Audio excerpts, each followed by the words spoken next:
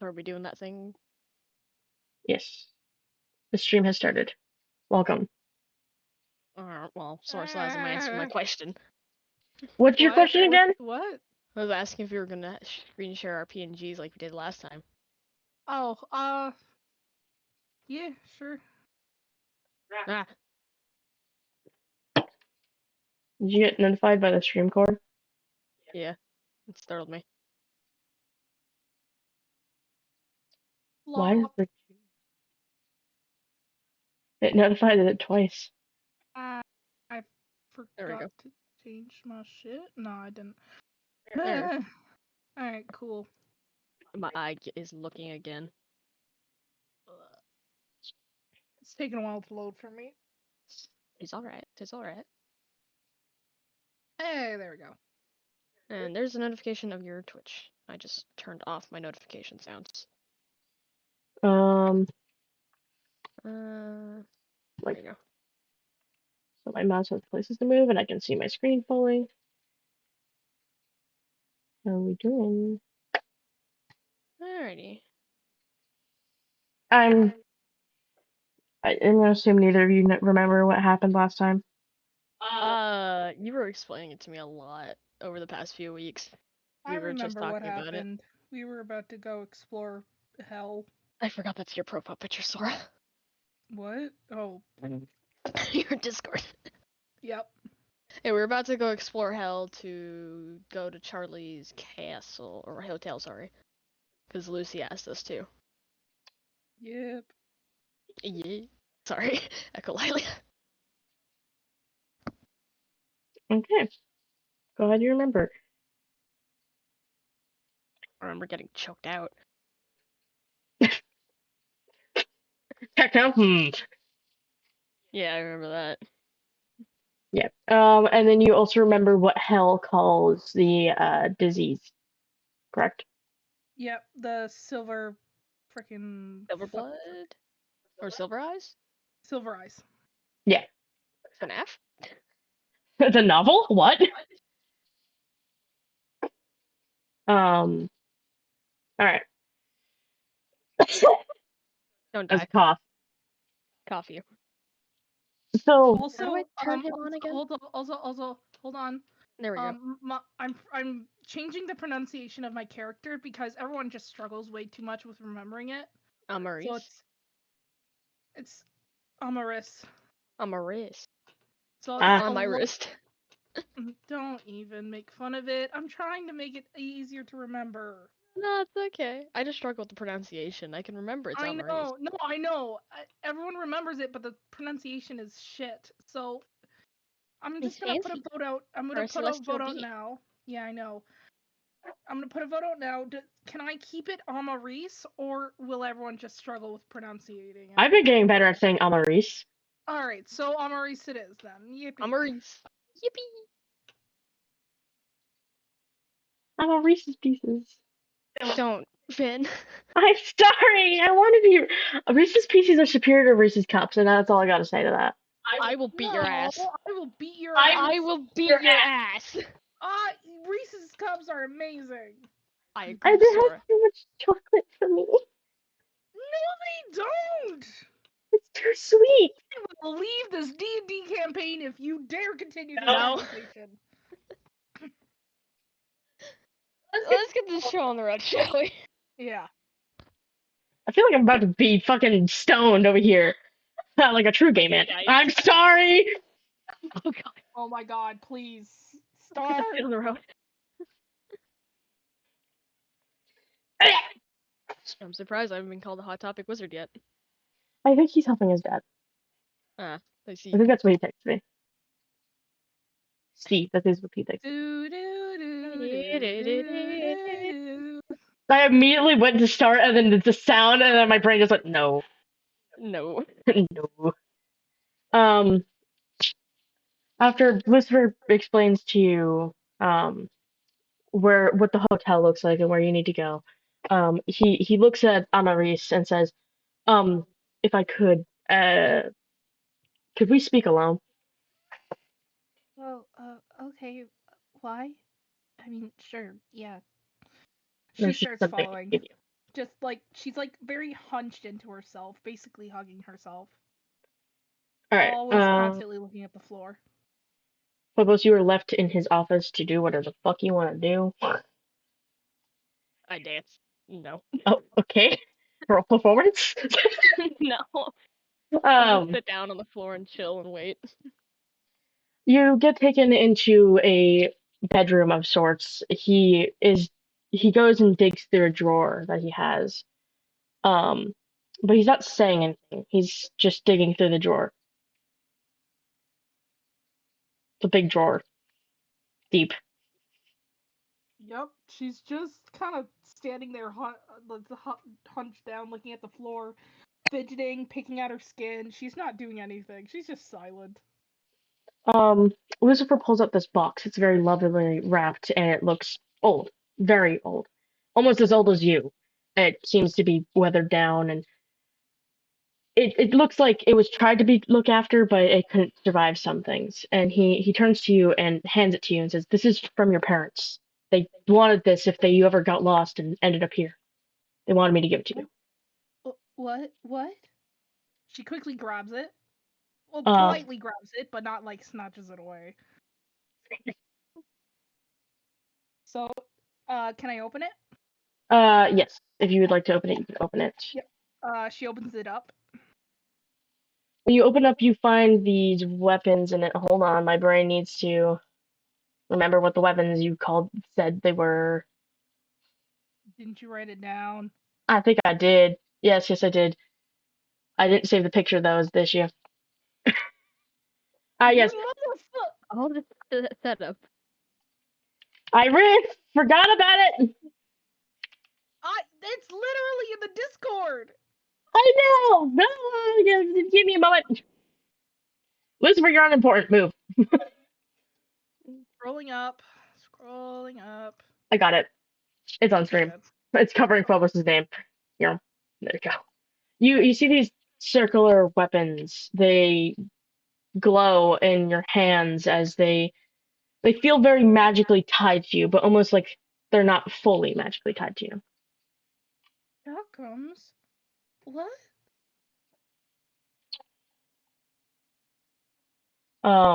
They wanted you to have these in case you were alone to defend yourself. If you don't know how to use them, it's understandable. I got some guards that can help you learn. I'm No, willing. no. I know how to use them. All right. Just keep Thank you. yourself safe. Anytime. Thank you, Lord Lucifer. Anytime, kid. I bet you want to go scamper off.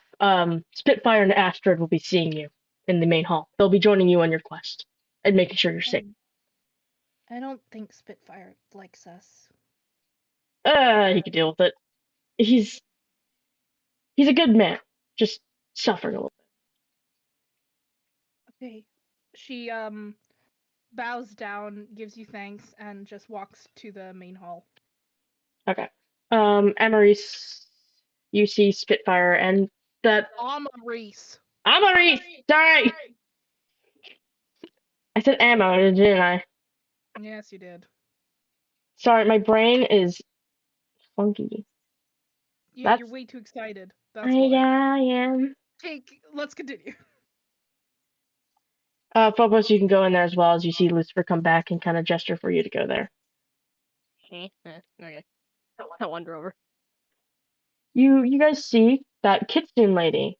Now, Emma. Amma. There we go. Amaris. I was going to pronounce it as Amma and my brain went wrong. I'm like, nope. Amaris now knows her name is Astrid. And you see Spitfire kind of glaring at her. Definitely does not like her at all. Hello. Spitfire nods to you, like, hi. And Astrid just gives you a sweet smile. She reminds you a lot of your mother with how she smiles. Yeah. She looks down quickly, almost very sad. Phobos, you are also here. You walk into the room, you see Spitfire and Astrid, and Sup? Sorry, my throat decided to kill itself. Lovely. Shit. Good. Time your own time, not company time. I'm sorry. I walk over to Amaris and I just give her a confused look. You good, kid? I'm fine. Are you sure? You seem upset. Of course I'm upset. I don't know where my parents are. Damn. Don't worry, we have each other. I'll make sure you're safe. I promise. Thank you. You're welcome. Spitfire wanders over. Oh, sorry. It's okay. Continue with your action. Her body motions for like a little hug, but she quickly pulls back because she doesn't want to make you feel uncomfortable. Phobos immediately grabs her and pulls her into a hug. She just buries her head in your shoulder and you can feel her crying a bit. Hey there, kiddo. Phobos pats her head and rubs her back a little bit to keep her comforted. Amaris feels a hand on her shoulder. She sees Spitfire and goes, I lost my parents when I was younger, so I understand. We'll find them. He says in a more comforting tone as he walks away. Thank you. Oh, yeah, Lucifer gave me these. They're from my parents, apparently. She holds up her chakrams, each in one hand. Both of them are floating instead of actually her grabbing them. They're floating like a little bit from her hand. Oh, these look cool. I used to play with wooden toys of chakrams. Turns out my parents made me my own weapons. Oh, that's nice of them. Those will definitely come in handy to keep you safe. Apparently, my parents gave them to Lucifer just in case I ever got lost. Smart thinking. Yeah, my parents were always really smart. As you guys have this nice little moment to talking about it, you hear screaming. My head quickly jolts up and I start running towards the scream. I follow after Astrid her. and Spitfire both fall as well. When you come in, you see Techno standing up out of bed where he shouldn't be. And he's holding the nurse by the throat, threatening her to let him leave. Down! Let him go! The almost immediate reaction to drop her. He's in his armor again, and he has his sword and everything like that. Dumbass, you're supposed to be resting. He looks, he just goes, I'm fine. No, you're not. You almost died. The fuck you mean? I already died once. What's another death gonna do? Permanent? You know what? I can't argue with that. I walk over to the nurse. I'm sorry about him. He doesn't like people. The nurse who's shaken up and just nods is like, if he wants to go, he can go. I'm not getting threatened again. And she just walks away. What? You're apologizing to her if you see her again. I'm not apologizing. You will apologize. I don't see her right now, so therefore I'm not apologizing. Currently, Amaris is currently like hidden behind Spitfire and freaking what's her name again? Astrid. Like How to Train Your Dragon? She's like yes, like How to Train Your Dragon. She's like hidden behind the two because she's a little scared of Techno. You see Spitfire. He looks over at you and he kind of gently, which is surprising. He gently pulls Astrid in front of you fully as he goes up to Techno. He's like, "What the fuck do you think you're doing, hurting people?" He clearly does not like Techno's attitude. Spitfire, sir, please don't yell at him. It's just gonna irritate him. No one's safe from him. Not even you. Fucking ADHD. Techno looks at him like, I do what I want. What are you gonna do? Kill me? Spitfire just steps in front of him almost and puts his hand on his blade as Techno just goes, wow, intimidating. And looks at him and just steps forward him because he's 7 foot tall and Spitfire, I believe, is only 6 foot. Hold on. I'm gonna check their heights real quick. Yeah, you're 7 foot. Techno is 7 foot. Spitfire, what are you? He's 6 foot, so he's a whole foot taller than him. Techno is attempting to intimidate to defuse the situation. Oh, my lord. Techno, no. That's under the intimidation. My ADHD forgot I had fidget toys next to my desk. I found one of mine. Why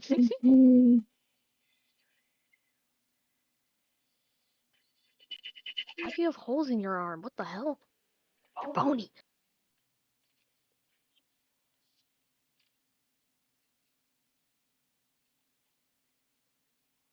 He also grabs onto his weapon's hilt and pulls it a little bit, getting a very, very high number, and Spitfire immediately stands down, lets go of his weapon, backs up. He's intimidated by Techno. Hey. Maurice is on the verge of a panic attack. Phobos notices Amaris hiding and walks over to her. Are you good? I promise he's safe. As long as I like someone. The attention in the room was just so thick. Her already fragile state couldn't really handle it. So she's just in a midst of like, oh god, oh god, oh god. So she can't really hear you. Astrid gently takes Amarisha's face and rubs circles around her cheeks, just trying to soothe her in some way. It works. I'm just gonna say immediately. You don't have to roll. It works. All right. Astrid looks at Techno and goes, "Can you try to be a little more gentle? Not asking or demanding, just asking, like, just saying you don't want to cause a panic attack." Techno kind of just looks at Phobos almost as if he wants them to agree to it. Be gentle. Fine. He agrees to it. Good lad. And he puts his sword away and he leans back. He's, "Where are we going now?" Hotel. All right. Spitfire leaves first. He clearly does not want to be in the same room as two people that he clearly doesn't like now. Maurice just quickly, like, she puts her hand grabbing the sleeve of Phobos and just follows as soon as she's gripped it. It's her way of like saying, I'm scared, but I don't want to leave your side. So she's just gonna constantly be holding Phobos's sleeve. Phobos offers her a hand instead of her sleeve. He takes it. All right, come on, kiddo. You guys walk. You're leaving the castle. It seems as you're walking, Techno stays right next to Phobos, almost intimidatingly behind them. People don't seem to want to go near them right now, as Spitfire and Astrid walk in front of you, leading the way. They clearly know this town way better than you two. Well, obviously. Maurice wouldn't know any of it. Yep. Spitfire obviously knows the way around, but Astrid seems a little lost, as she's just kind of following Spitfire.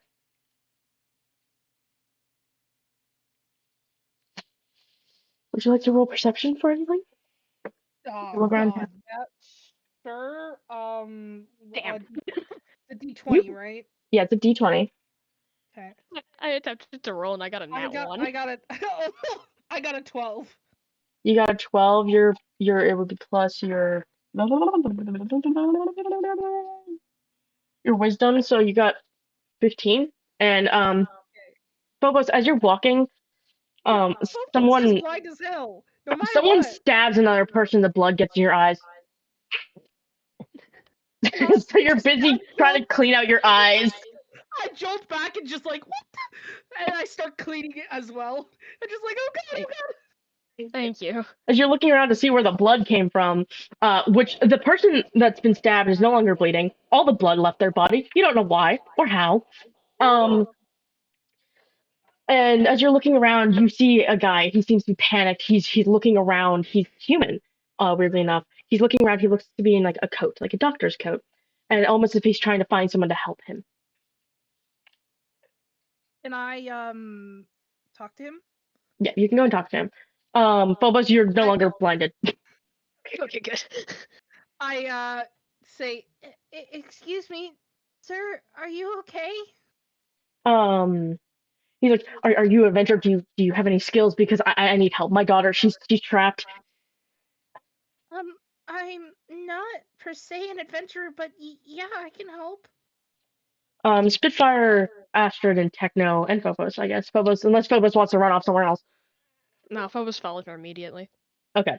Everybody comes along as well, and he's like, "Please, they're in she's in my asylum that I used to run for trying to help these demons and creatures and stuff. She's there. One of the people went insane and they attacked us, and I had to leave. I don't know where she is, and it's been weeks since I've seen her. If she's dead, I want to at least bury her body." Yeah. All right. Can you lead the way, please? Um,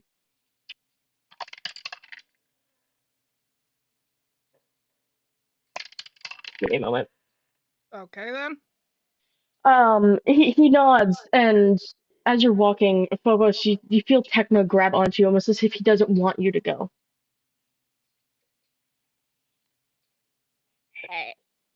I kind of pull my hand away from Techno and inform him that it's safe to go. He just takes a breath and he goes, "Fine." He's Jesus, what's got you so moody? I was just in the hospital. I don't like hospitals, bud. Noted.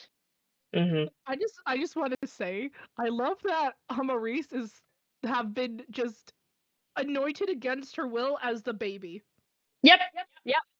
Absolutely. Must protect. Must protect. By the way, as you follow this man towards a giant asylum, it looks to be two floors tall. Um, you watch as the doors of it are boarded up. It's very clear they're trying to keep something in there. Um, and he looks at you, he's like, I can't go in. I can't defend myself. I'll just be a burden. Can you five? It's okay. Yeah, yeah. We'll look for your daughter. Do you by chance have an image or a picture? I don't know what Um, she looks like. he takes out a photo of her. She's a gorgeous elf. She has very long hair. Her hair's white with a little bit of a shimmer of pink in it, and she's wearing something very, very lovely. She's wearing a very cute pink flower dress, in the picture. She seems to be around 15, 16. Okay. Right. We'll look for her. You He, just make sure you stay safe, sir, and try not to panic too much. as he's shaking, he bows his head to you. He's like, thank you so much. Of course. Amaris Um, is like, she's shaking. Her hands are like shaking a lot. She's obviously terrified, but she's put on a mask to make sure the man doesn't feel terrified. She's trying to calm down the situation. Phobos offers their hand to her again. She she pats your hand and she starts to walk in. All right. um, She's trying to be brave. Give her a moment. Just give her, man. she's Give got her a a brave minute. moment on. Spitfire walks right beside you to give you more confidence as you walk into the building. He's a man that carries himself with a lot of confidence, but you can tell that he's angry about what happened to his wife and son. She Alma Reese can't help but feel a little bit of guilt, so she looks a little sad and looks down. Oh, I'm trying not to laugh. Give me a minute. Why are you trying not to laugh? You and I were talking that if Techno was alive throughout that, he'd kick the kid off the mine. Yeah. Oh, look Dude. at that orphan. Oh, wait, that was an orphan? Oh, fuck. Well, it is now. Sorry. Continue. Motherfucker. Oh my Okay, we're god. fine. Everything's great. Ooh. Um, Astrid follows behind. Phobos, you notice Tecto is very hesitant about listening to this man. Hey, of course you are. But if you go in, he follows you. I am going in. He follows. When you enter the Like a building, dog. you hear the doors slam behind you and lock. Well, that's not ominous at all. A magical presence um causes you to feel a wash of dizziness as the entire building's lights flicker on for a little bit. There's flashlights left there with a little note. Oh, you fat bastard. I know what you're doing. Sorry. Motherfucker, is this the insane asylum? I know exactly where we are. Is this the goddamn VR chat game? Yes, we were playing this a few days ago, and they went, "I have an idea with this." Oh my god. I did take pictures. Nice ass, by the way, guys. He does have a nice ass. I took many pictures of that ass on that creature. Oh my god, please let us continue. I hate this. Okay, let's go. What would you I like can to see do? in the dark. I don't need a flashlight. Yes, you have dark vision, so you don't need it. I believe kitsunes also have dark vision, and I believe so does tieflings, but Techno does not. So Techno just stands next to you, looking with your flashlight. He's like, what the fuck? Well, that's He's great. like, I'd love, it'd be so funny if he just walks into things. He's definitely gonna. Anyways. I love that we decided to listen to this guy that was clearly telling the truth. I mean, he was. He led us to an asylum, like he said. Just starts crying. I'm sorry. I'm sorry. I'm It's sorry. okay. It's okay. Hey, it's okay. I didn't mean to get us into trouble. I just want to help people. Phobos pulls her into a hug. It's okay. We're gonna help them. Don't worry. Astrid smiles at you and goes, "It's okay. Maybe he wasn't lying. Maybe this was because of the demon. He said there was a demon that got out of hand here. It could put magic on this place." Okay. Yeah, of course. It's alright. We're okay. You watch as Spitfire's clearly pissed off at Techno and walks in more. Children, can you get along? For 5 minutes. Amaris's bottom eyes are like looking around to see if she can see anything. So the two bottom eyes are just constantly glancing to roll perception for me. Oh dear God, got it. I got a 19. Plus that 3, that'd be 22.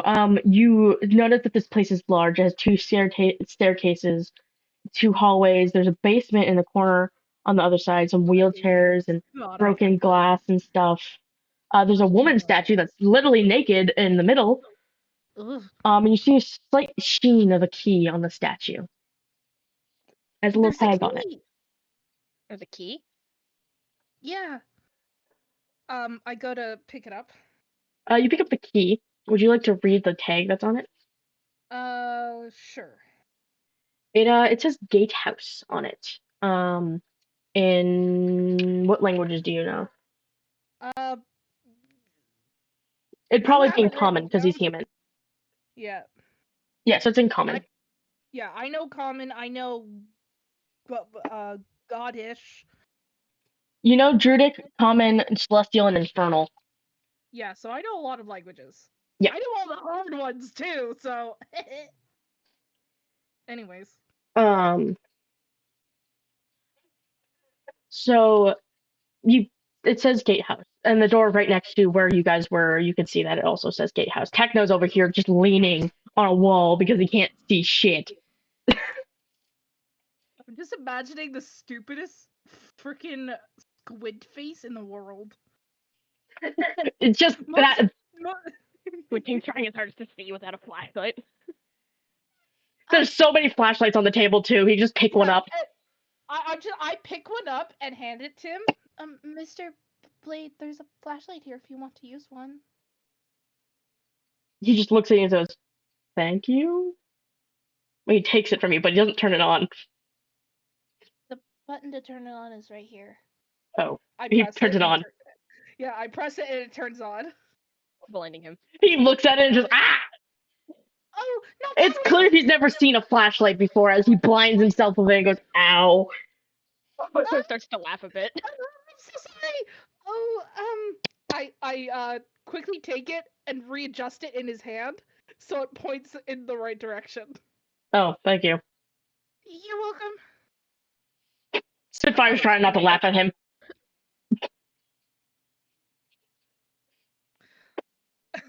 Amaris just quickly just walks away. She's so flustered that happened. Astrid just smiles and goes, well, you said there's a key, so where does that key go? It has a little tag on it. It says gatehouse. I don't know I don't know what that is. This door says gatehouse right here. Oh, I point to the door with the sign. Yeah, you guys are right. My hands are too shaky. Can I have the key then? Yeah, here. Thank you. I unlock the door. As the door unlocks, it's just a little room. It's clear that this is where all the patients are intaked from, as there's filing cabinets. The files are spilled everywhere. It looks like there's claws on the door, claw marks on the door and the walls. There's blood stains on the chair and the table where you see a pretty obvious looking, but this one doesn't have a tag.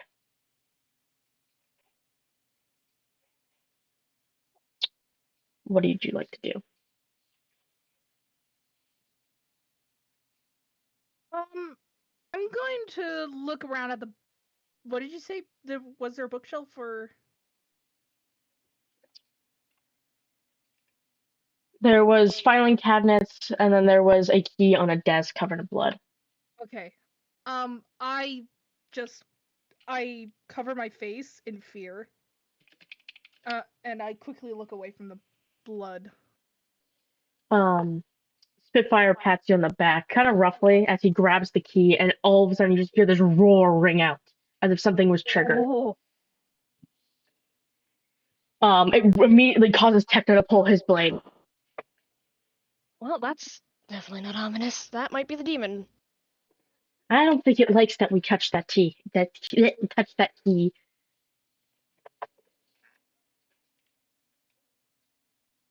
Sorry, give me a moment. I would just be honest, I just fucking died just now, and all I heard, I was like, I'm alive, and then all I heard from Walden as I went back down was, no, you're not.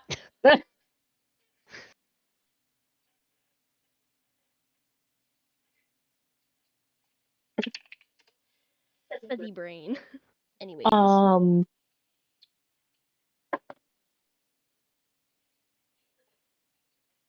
I wander out into the hallway to see if I can sorta maybe see what made that sound. Roll perception for me. Great heavens. That's a 14. 14 plus whatever your perception is. What is perception again? If you look in the side, it should be wisdom, but you might have a proficiency in perception. I don't know though. For my sheet, wisdom's the WS one, correct? Yes, whiz. Okay, so that's +3, so 14 plus 3. You do not have any. You don't have any proficiencies in that. So yeah, it's +3. So whatever your number was, +3. 17. Sorry, I had to do quick math. Oh my god, not the math. Math. So I got a 17 in total then. Quit messaging your boyfriend. I'm not messaging my boyfriend. I'm having important talks about D&D here. With Robin? No. No. They're messaging someone else. Well, I mean, when it comes to D&D, it's either Robin or Fur or their boy. As you look around and seeing what caused that roar, you hear thumping, and it comes from the left side. As you see, let me see if I have a picture of it. I know I do. The fat ass monster, the nice ass. You see this lovely boy coming towards you. His spikes, his like claws on his hands. His eyes glow in the darkness. Hey guys, monster spotted. Um, I quickly tremble and I fumble towards the desk where I hide under. The wings not exactly fitting, and I try my best to wrap the wings around me, but since I'm under the desk, it doesn't really work. Astrid and Spitfire pull you into the room, but Spitfire doesn't grab Techno at all. And the creature roars and starts to run towards Techno. He's like, ah, fuck. And he walks away, just casually. Dude. Just, ah, fuck. Techno, you fucking dumbass. The creature's running towards him as he walks to the right. The left and the upstairs are now available to you to get to without the monster seeing you. Do we help Techno or do we look around? He's my husband. My answer should be helping him, but he should Spitfire? be We should just look around. He's fine. You get no answer She'll from be Mama fine. Reese because she's just so panicked. I hold my hand out to her. Come on, we'll be okay. He has the monster distracted. And if He anything goes out. happens, you He have three goes out people to to take direct your you. hand, and then her hand just faces right through yours. Oh, What's going on? Astrid seems very confused. you phased right through me. I bet it's nothing. Does that happen when you're scared? No. Can I roll a persuasion check, please? It would be deception because you're lying. Oh, deception. Sorry. Yes, if you can. That And is a 12. all right, your natural, unless you're gonna roll to see if she's lying, which is insight. Your natural perception for that type of stuff, natural insight. I'm pretty sure is 14. So either way, you're I got an 18. okay. You see right through her. She's lying to you. I chuckle a bit and went, alright, then come on, let's go. Okay. She goes to get up and trips a bit, but you don't know how because she didn't trip over anything. She face plants onto the floor. Are you okay? Yeah, I'm fine. Alright. She You two, waits. can we go upstairs or to the left? Yeah. Mama Reese hasn't gotten up yet. Um, Son of a bitch. My coffee's trying to kill me. that's Oh, illegal. your fucking husband messaged me. I need that. What's going on? My coffee's still trying to kill me. Oh my god. That's rude. How dare it? Oh, my throat now fucking hurts. Alright. Upstairs or to the left? Mama Reese still hasn't gotten up. She's still on the floor. Stand your ass up. Yep, coming. Alright. She waits a bit and then she finally gets up. Jesus. And then Spitfire just quickly fumbles towards you and holds your hand. Spitfire looks out and he's like, "Well, does the key have a label on it?" You're the one who has the key. Did I grab the key? Yeah. It's in your hands, dumbass. He looks at his hands. It's not his hands anymore. Where did the key go? Astrid just chuckles as she has it in her hand now. She's like, "We can try down here."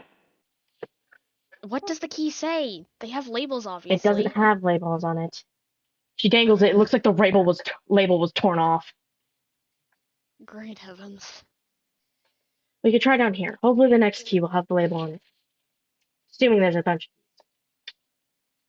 Let's go find Mr. Blade. He'll be alright for a little bit, I promise. Okay. He's able to keep himself safe. He's a royal guard after all. Oh, cool. Spitfire scoffs. The furries on the screen? Look. Astrid is a kitsune. Leave her alone. There's also a man. Not a furry. She's a kitsune. I think is actually what it's called, but I call them kitsunes because that's just how my brain works apparently. Yeah.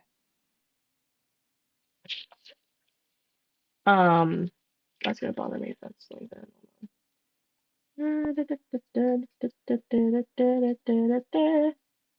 Sorry. I'm making this. There we go. So that the chat properly sets up. Move yourself. Thank you. Okay, so do we go to the left to check those rooms, or do we go upstairs to check the rooms?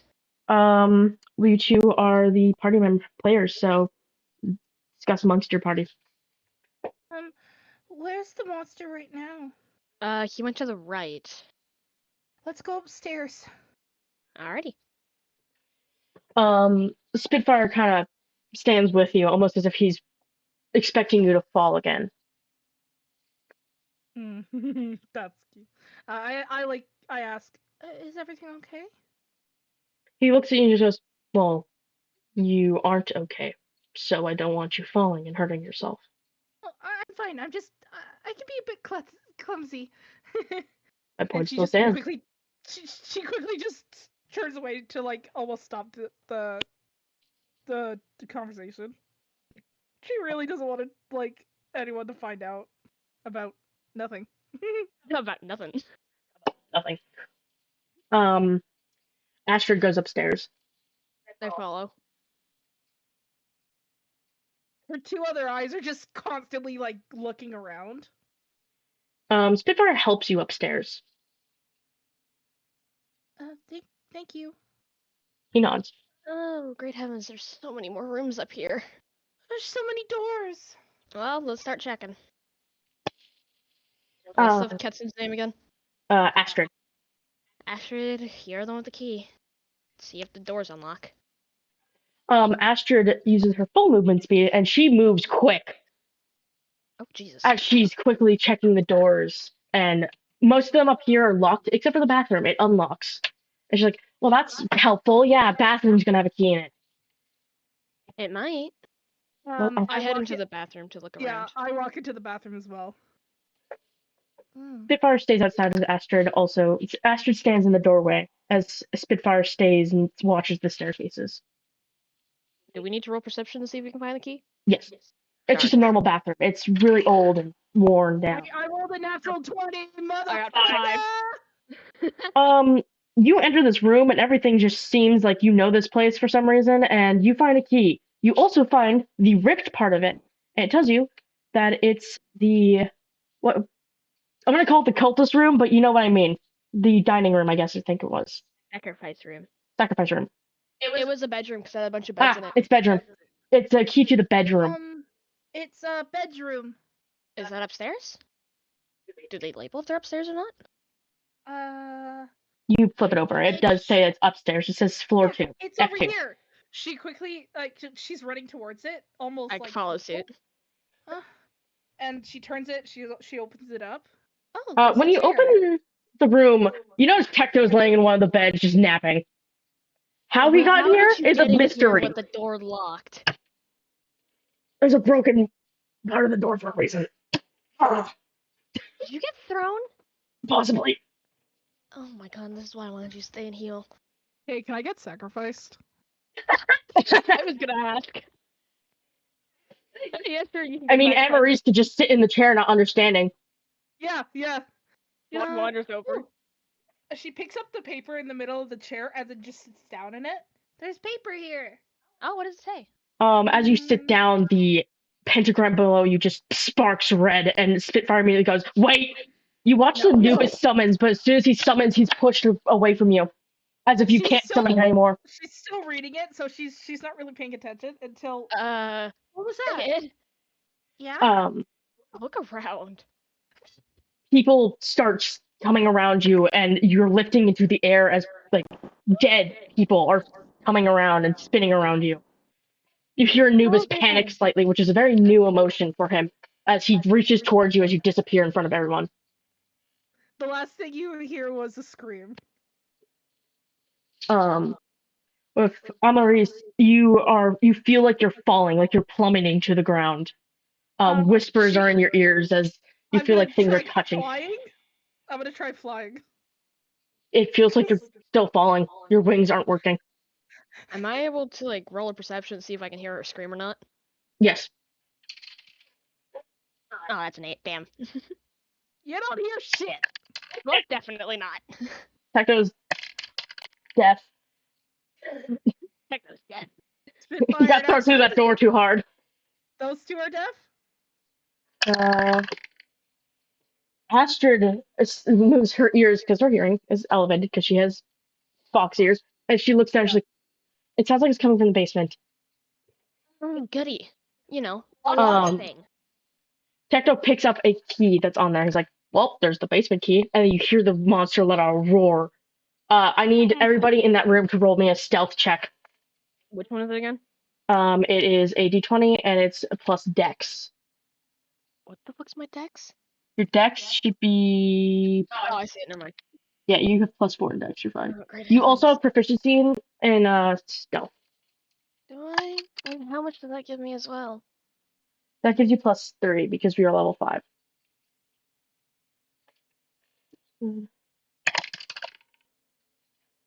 I got a 16 with all that in total. Right. I got 9, so my math equals up to 16. Ah, lovely. You guys kind of go into the darker areas of the room, into a corner. Tecto kind of pulls you towards him a bit. He fucking turns your flashlight for you. off for you. Just clicks it, and The Phobos doesn't have a flashlight. Techno's the did. only one who has Did- a flashlight. they picked up a flashlight.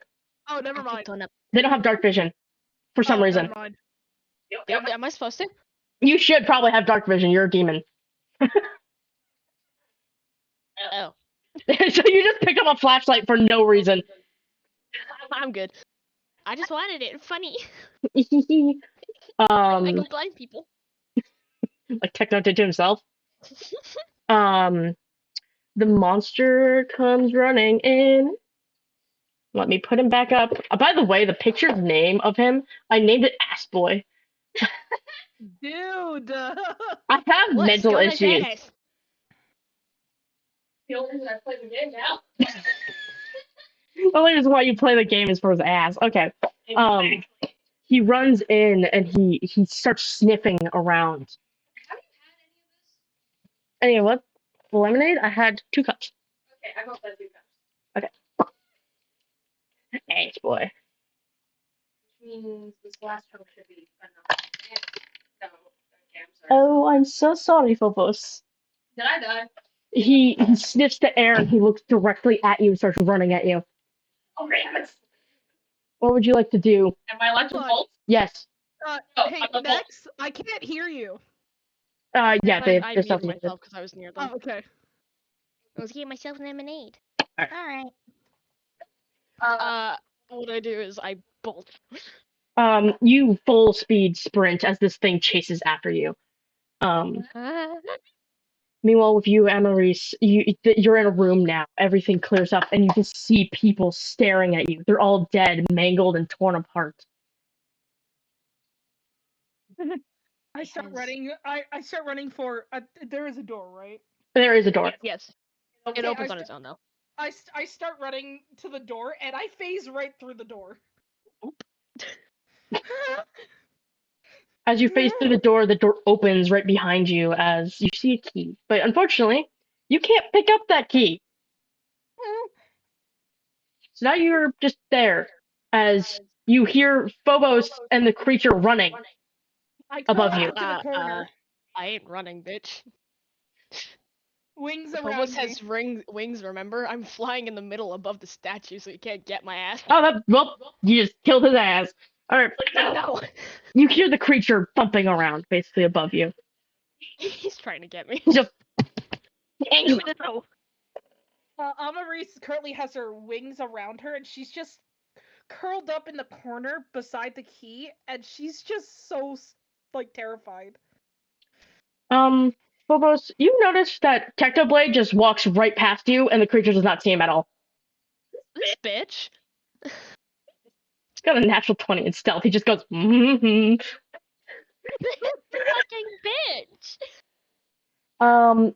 If you'd like, you can fly because you know how the ledge is on the staircase. You could fly to the top and try to stealth to hide from him again.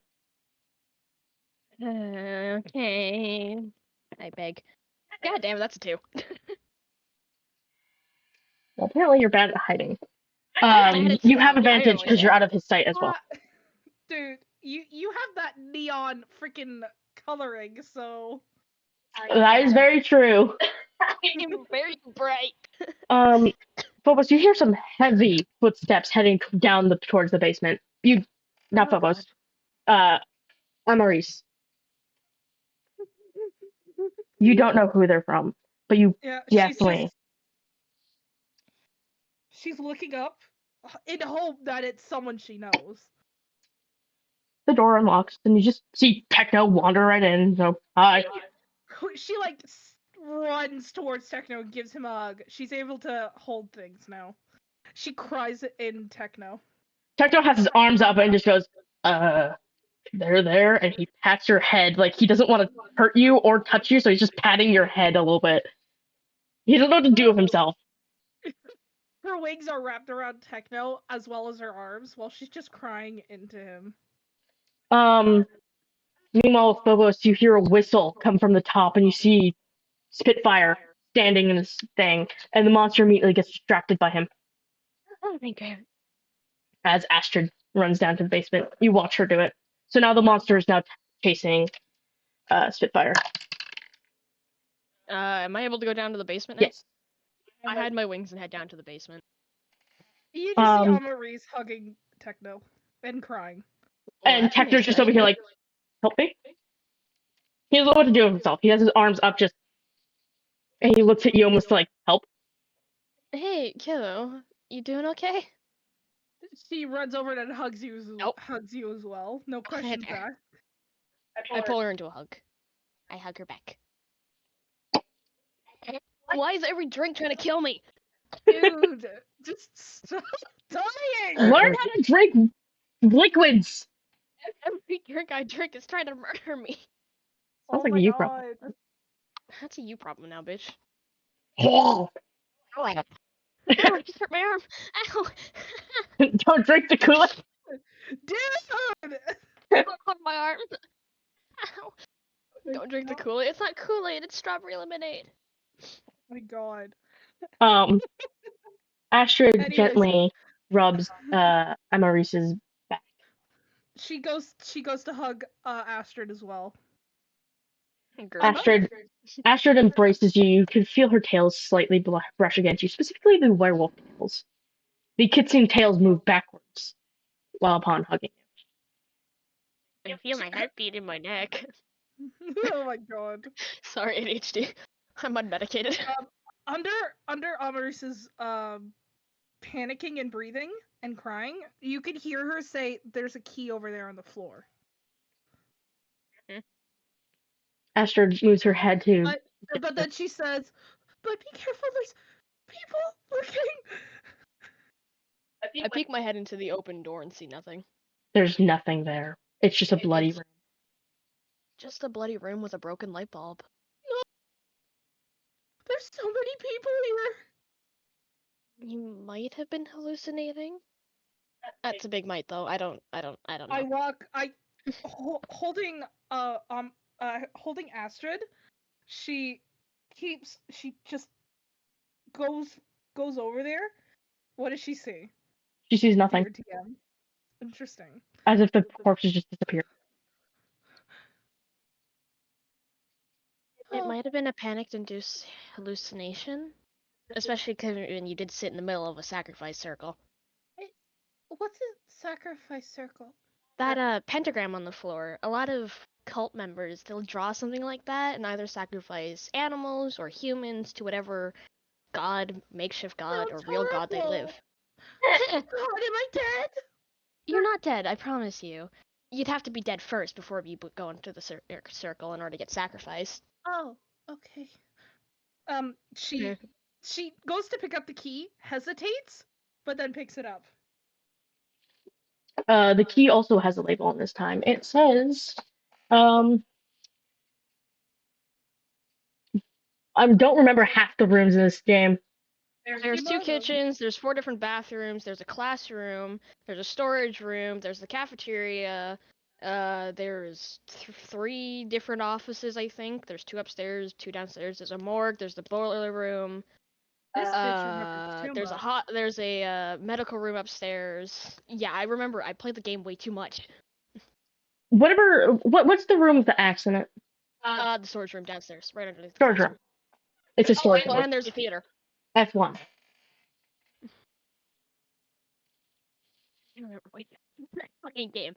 Thank you. Vin and I also did just play it recently, so I have the game kind of slightly in my head already. All right, let's continue.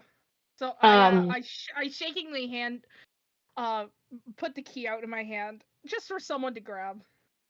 She doesn't know who to give it to. Spitfire comes downstairs. He goes, "Hi." Oh, you live. Yep. I do. And so does that creature. Oh, he's still alive? Can someone take the key from her hand? She still has steal the key from her. Alright. Yoink. She walks over to give Spitfire a hug. When you hug Spitfire, you feel him flinch as if he was not expecting you to hug him, and then he hugs you tightly. Oh, I just broke my knees. He hugs you in a way that a worried father would. Oh, and she starts crying again. I was so scared. He shifts his tone down a little. Don't kill yourself. Yeah, bro tried to kill me. He shifts his Everything's tone trying to down. kill me today. And he gently speaks. He's like, "It's okay. We're safe. You're safe. Everyone's here safe. I won't let anything happen to any of you."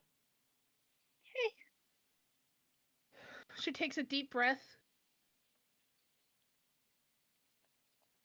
and says, "All right, let's push on." Alrighty then. Technically just walks upstairs. Of course he does. That's Just like techno. Okey-dokey. Spitfire helps you walk as Astrid follows upstairs as well.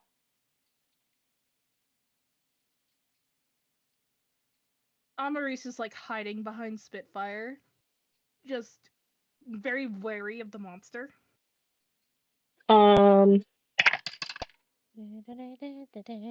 Spitfire points towards the storage room as that's the room you need to unlock Phobos, and also the monster's probably upstairs towards that cultist sacrifice ass room, the bedroom, whatever it is. Oh, alright. I go and unlock the door. I go and fly towards the room because she's just way too scared to be walking. When you get in the room, was there a vent in this room? No. No. Yes and No. Okay. It's No. the classroom upstairs that has the Jack in the Box event. Alright. Sorry? Don't worry about it. You see that in the room it's a storage room. There's a whole bunch of boxes and stuff. There's an axe. The elevator right next door definitely has wood on it, and the elevator is definitely going to take you upstairs to a third floor that you didn't know existed.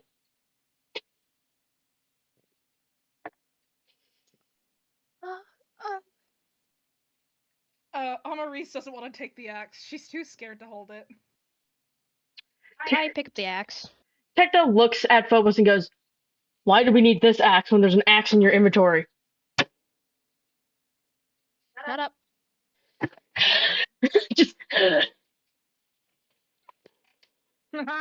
Fourth wall break. alrighty then. Spitfire looks at you and goes, "Well, we need to check the third floor. Maybe the creature's not going to be able to get there because of the elevator. So Maybe? that's just cutting down the thing. We can both use both our axes and cut it down quickly. Well, I can take the one that you have. You have your own." Oh, okay. I toss him the axe. He roll performance with him. What is that? It is charisma. You have a +5 in that. Dice, dumbass. D20. It's always going to be a D20 unless you're doing damage. Alright, I got a 19. Let me see how Spitfire does on this. It's a perfect throw, and then imagine just a shit catch. And he fumbles to grab it. Well, he just beat it. So he grabs it and almost drops it and almost hurts himself with it. He's like, "I didn't do anything." And he gestures for Phobos to follow him. Amaris just kind of giggles. You can see that she kind of needed that. She just kind of giggles a tiny bit. Astrid stays with Amaris in the storage room as Phobos, Techno, and Spitfire investigate the elevator that has wooden boards on it. Amaris just kind of sits down with Astrid. Astrid just gently plays with her hair, kind of braiding it and stuff, just trying to calm her down more. And it's working. I take my axe and I start chopping down one of the wooden boards. Spitfire helps you, and when both of you break the two of them, there's one left, two of them, you hear the monster's roar ring out as you start hearing him thumping towards the door, the elevator. Hide quick. Alright. I bolt back into the storage room to hide.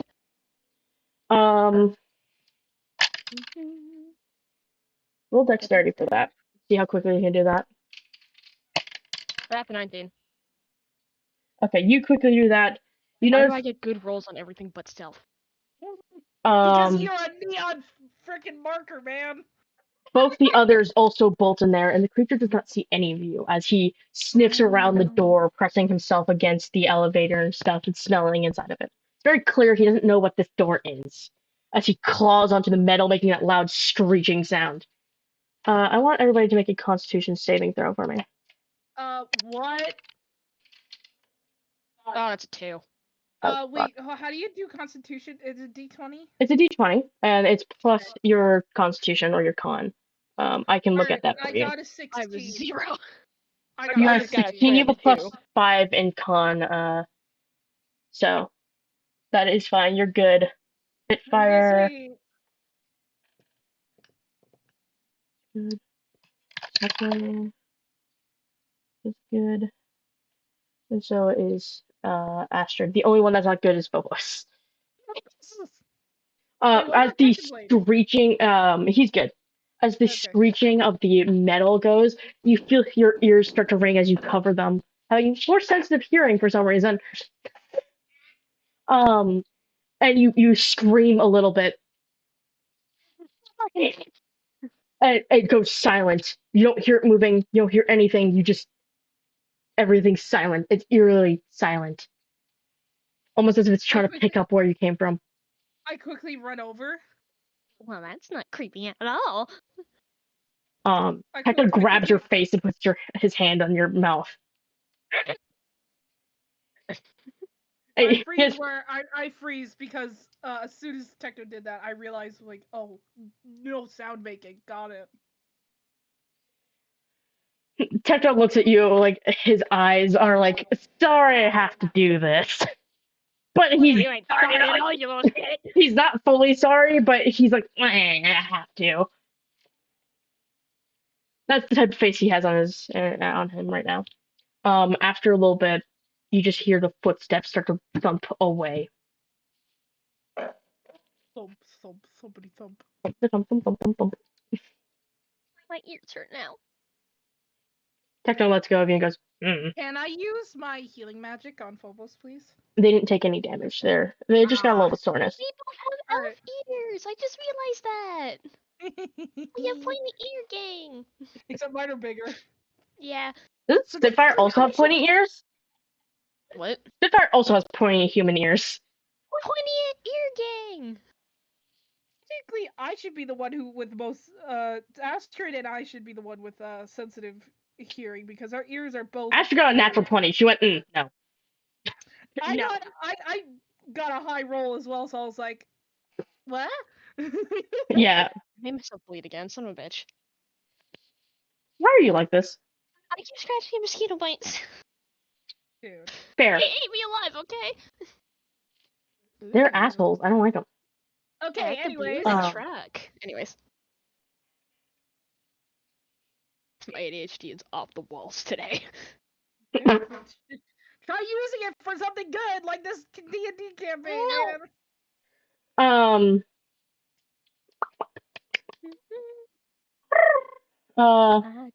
My brain's trying to get back into that. There's one last board left on the elevator. Now you and Spitfire can either choose to leave.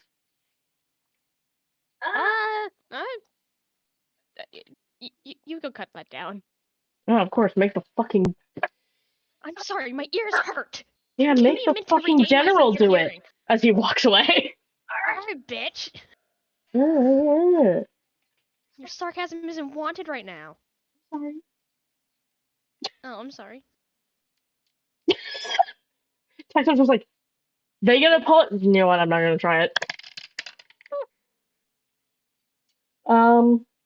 Spitfire goes out, and you could hear him start cutting down the thing, and the moment that board snaps, you just hear that roar ring out again. It's starting to become less terrifying now as it's repetitive. And Spitfire runs back into the room, and he's like, I'm gonna throw this axe into that creature's face. I swear to God.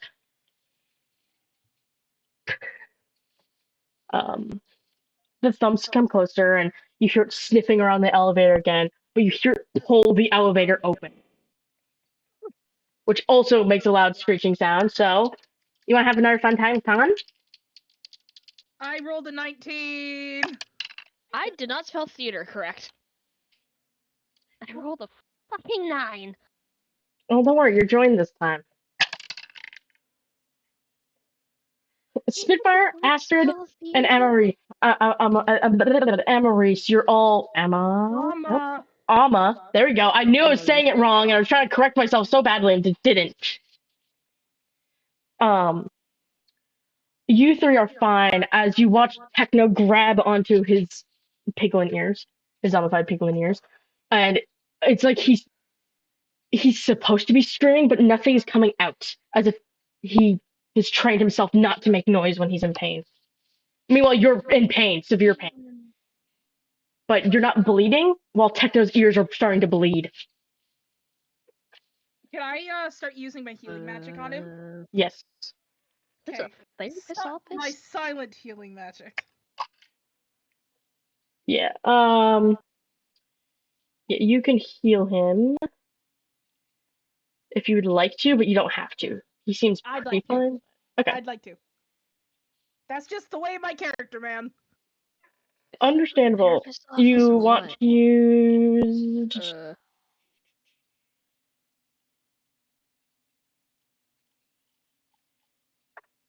that's the basement. what was your healing spell again? So I'm just looking through your spells to find your healing spell for you.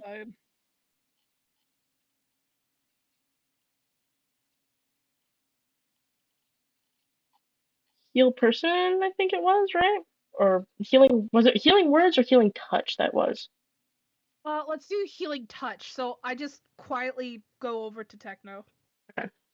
And then I just quickly grab. Roll I think because you're casting it as a first level, it'd be a D4, I believe.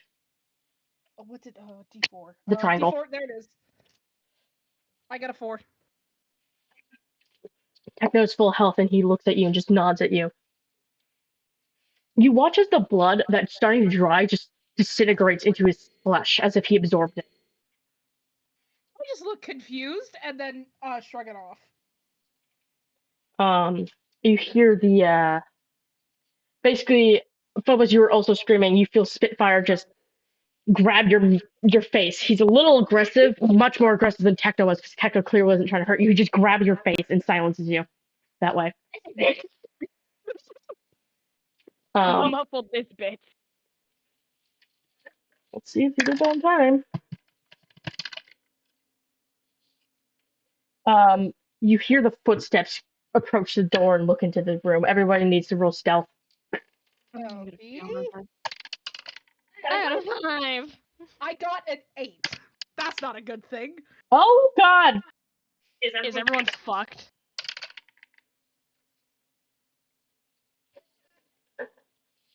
Astrid's seen, Amalrice is seen, and Phobos is seen. Meanwhile, Spitfire and Techno are standing in plain sight, and they're almost go invisible. They just disappear.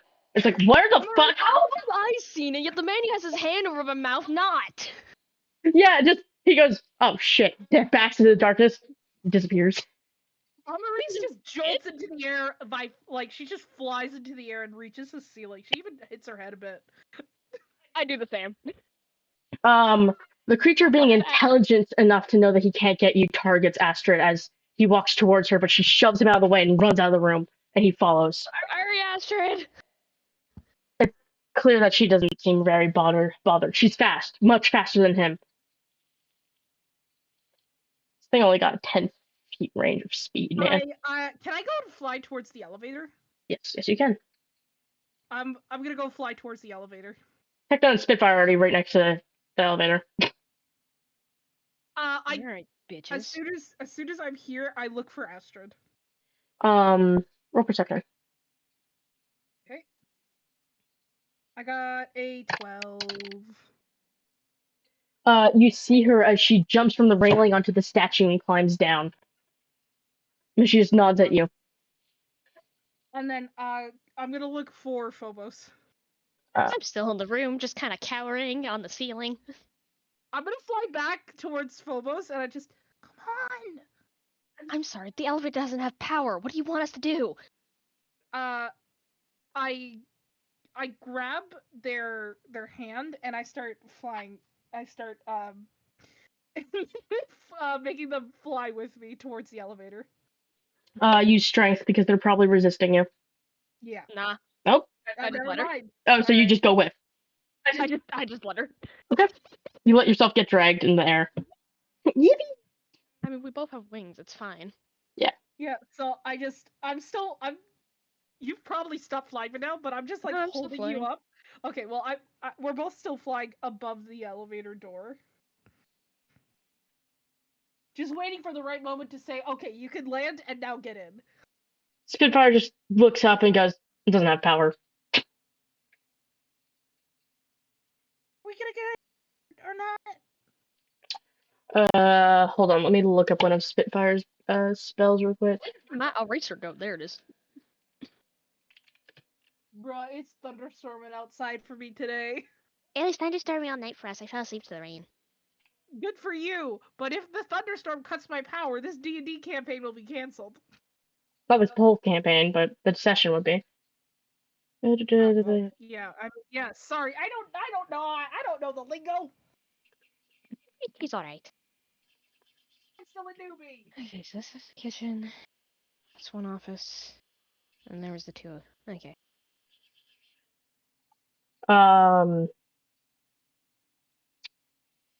Spitfire does not have anything for this. I thought he would, but he did not. Spitfire's gonna walk away. What?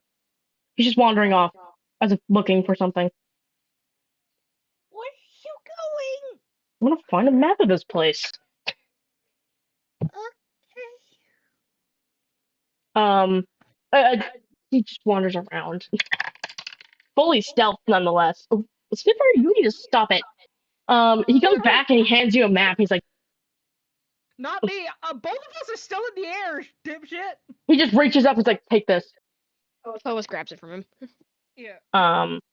It's just a map of the entire layout, and it shows where the generator would be, in the boiler room, in the basement. What? She looks scared of the basement. Techno looks over and she's like, give me the map. Over? We're both above you still! Well, he can look over. He's 7 feet tall!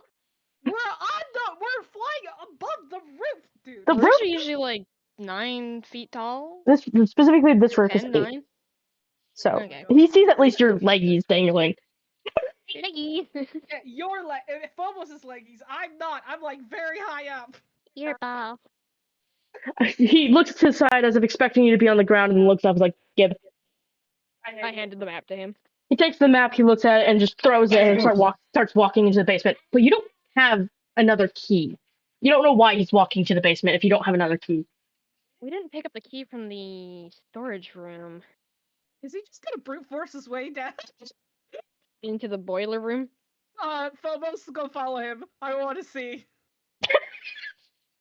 Oh, well, okay, fine. I go and follow Techno. I land on the ground finally and hide my wings again. Astrid takes Amaris. I am still in the air. She Out of looks reach at from anyone. She looks up and he goes, we can look for the key into we can look at for the key in the storage room if you'd like. Or we could just sit in there and be safe. Key. She flies over to the storage room. Spitfire and Astrid. I'm gonna look for the key. Okay. Roll perception. All my eyes are searching. I got a 12. You got 12 plus your 3 that you have, so that's 15. You see a faint shine at the other side of the storage room.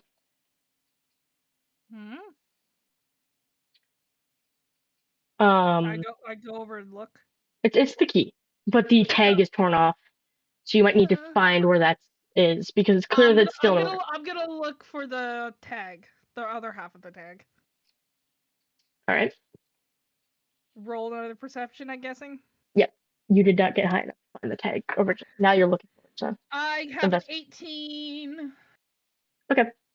You find it pretty easily. It does say the boiler room on it, and it says B0, so basement floor. I hand this to I gesture this to either Astrid or Spitfire to just. Can you go and give this to Techno Phobos? Spitfire takes it. He's like, I'll be back. Astrid, take care of her. He almost said that in a threatening way.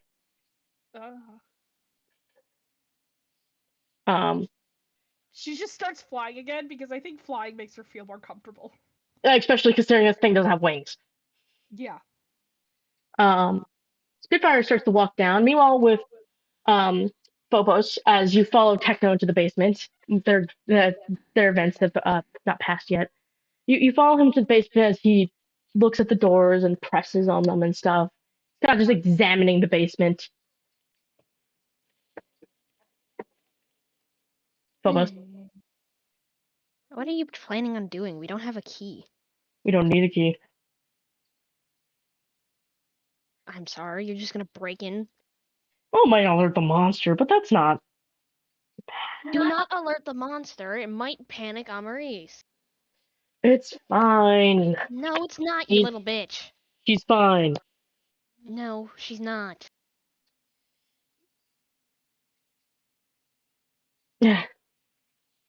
He finds the boiler room. He stands in front of it, staring at the door. He's clearly debating. Do not alert the monster, or I swear to Christ, I will divorce your ass. Persuade him. Hold on. Give me a minute. You want to say Fuck, nat I got 20 8. so bad?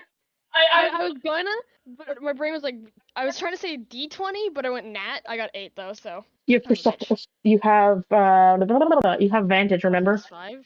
Because of his sanity. Well, I also have +5 for charisma, right? Yeah. So if you get whatever the higher number is, you pick that number. And what is my plus from him? You just get advantage. So what you do is re-roll the dice.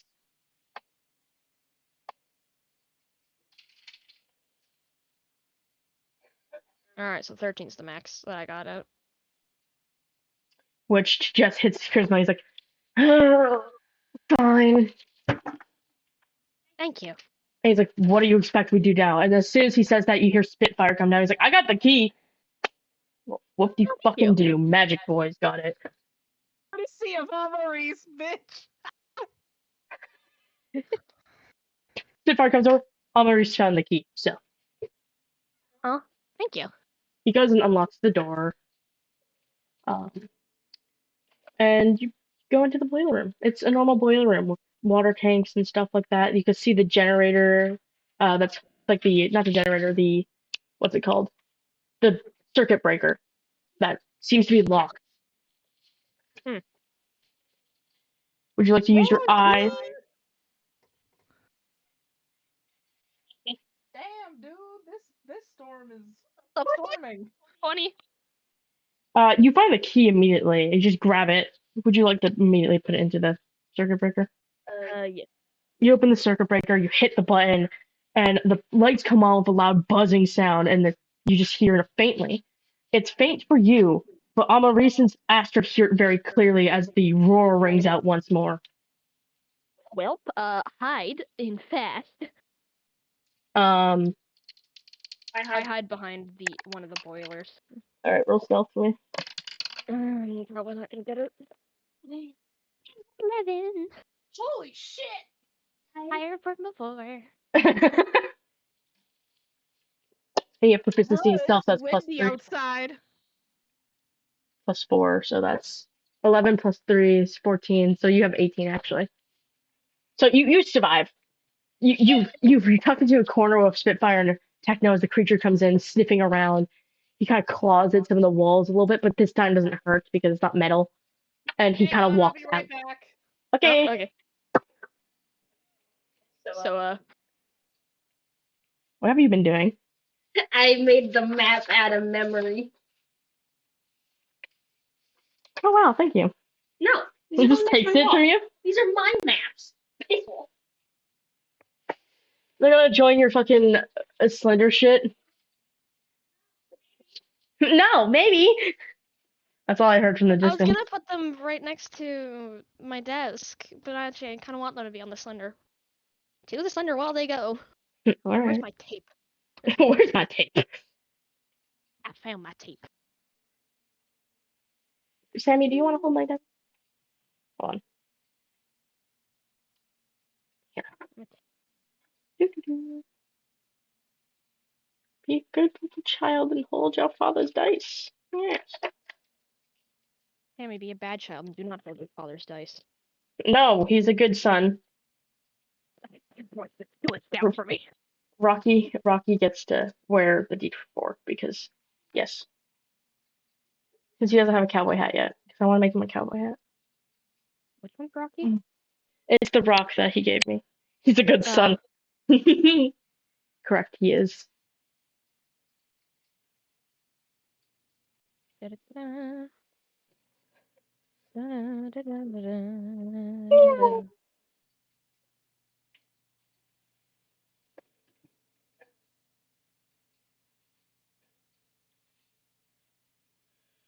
What are we talking about? Let's Dance? Oh, I see.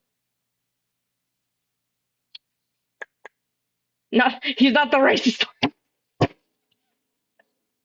The racist. I mean, Jebediah is hiding behind him.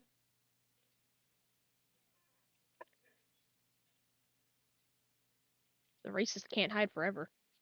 I'll find him. I have 3 sons, and I don't know what happened to one.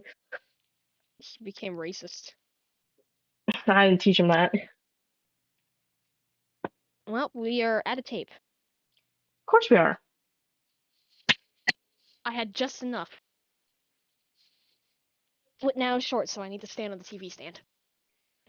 Okay, then, short boy. I'm not that short. I really can't talk.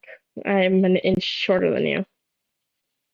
And that fucking inch means everything, because don't ask why I call it an inch. It means everything, because I can't reach the floor when I sit in chairs, but you can. Yep. Well, now we have the entire haunted asylum You're map all for short. memory. Sora's not Fuck that you, short. you're just a giant. She's Yeah, 5'10". Sora's 5'9". She's 5'9" or Is she 5'10"? 5'10"? Last I checked, she was 5'9". I thought she was 5'10". Hello, she said she was 5'9". Oh, hello, speak of the devil. Hi, what? You How tall are you? I'm 5'9". Okay. I thought it was 5'10". What's going on? Kevin called us all short. He is 6 foot, so technically we all are short. That is true. He's 6'1". Get it right. Don't ask why I have that memorized. It's your boyfriend. I'm not surprised. And I'll be right back. I'm sorry, I have to piss. Pee somewhere else. Actually, piss your pants. Piss, baby.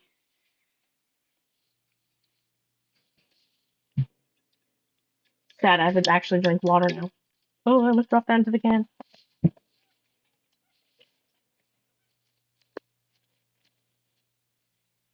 Hello, Alejandro. How you doing? Ah, loud. Damn, it's raining. Oh my god. The rain is great. Yeah. Hello. Hot topic, piss, baby. Oh, goodness gracious.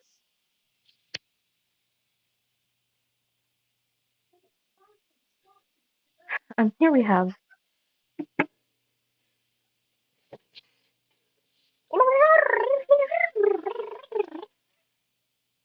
Speaking of this, I. Do do do do do do do do. Do do do do do do do. Goodness gravy. Miss Gravy? Did I not put that file in there? I should have.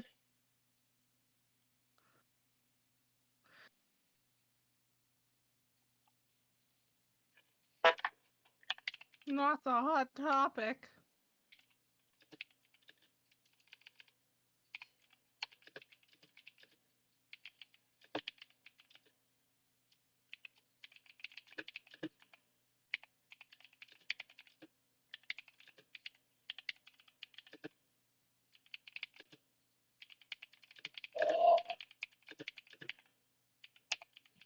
Sorry, I forgot to add to my lore that's in my own DM stash.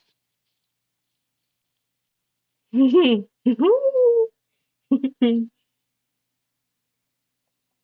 sorry, I don't wait to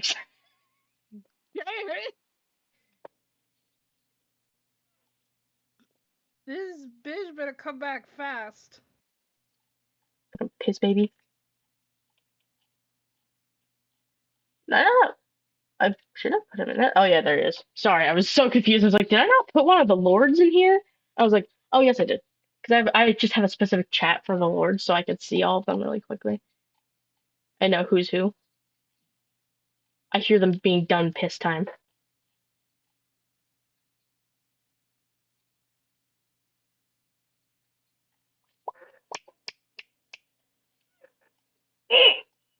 Sorry, that's excitement sounds.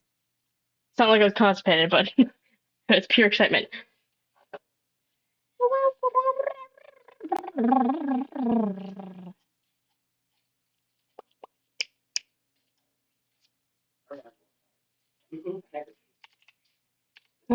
That's not that. I regret my life decisions. I didn't mean for that to happen so quickly. So I'm changing things in there so I can remember the count of something.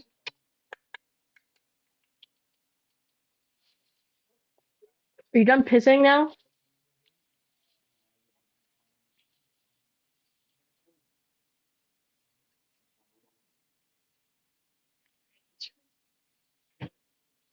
Hey, Max.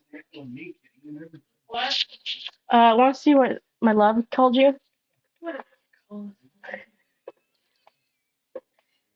I'm gonna beat him, I swear to Christ. We're gonna throw hands next time we see each other. You're hot topic this baby now. Like yes. Hot topic quiz, baby. I will tolerate hot topic wizard. I'll win. Damn right you would. I'm pretty sure he can throw you. I would hate him for it. Because, I don't like touch. But, I can semi-throw you. you can pick me up, but you can't toss me and leave me next to a couch. Yeah. I drop you. Drop me. I do. Many times. We've lost. We've lost. Oh, well, that's nap time now. Lost Amaris for a second. I think her power went out. Oh, fuck, did it? I think so. Because she is no longer in the voice chat. Did she not? Never mind. Nope.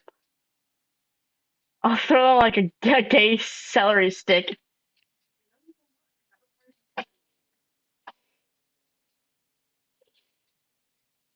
I forgot I was muted.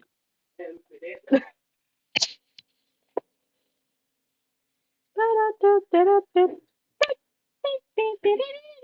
don't know what I'm doing. Why my celery stick? Why not? Oh, I fucking bashed my goddamn shoulder into the couch. I'm not surprised. I hurt my ear in the process too. Cry about it? Is she offline? She is. Yeah, I think her power full on went out. Yeah, I think it died. Where's Aaron? Yeah, Aaron Farrell as well. Offline. Yeah, I think her power full on went out.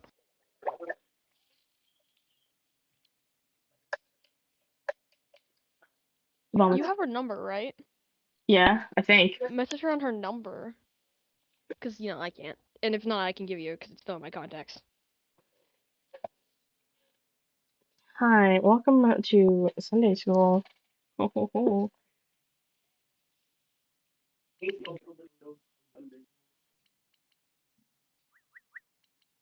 We were talking about Sunday school, and I almost put your power school went out.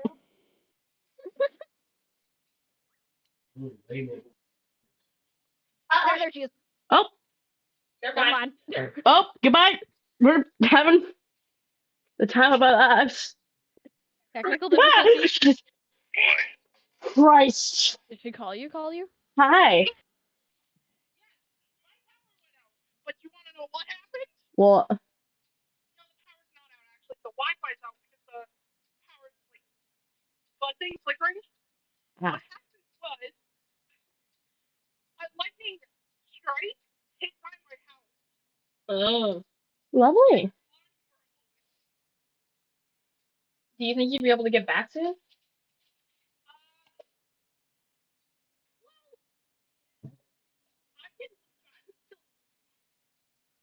I can still call on Discord, so yeah, I can still exist. All right. But I can't use my laptop until it calms down out there. Okay. Yeah, that's fair. Fair share. So, if you're ready to continue, I'm ready. I'm down. So am I. I'm just gonna sound like pure shit. That's fine. We'd rather have you sound like pure shit than not have you at all.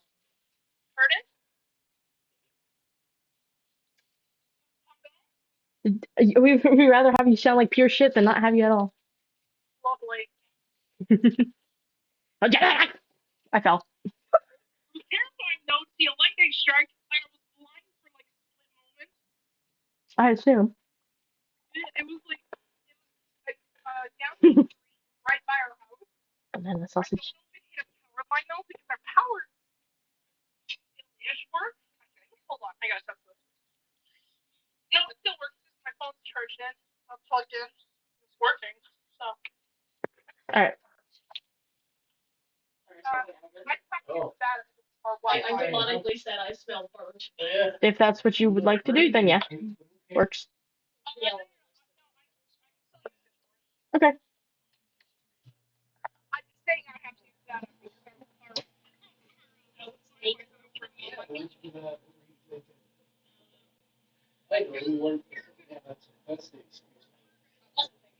Alright.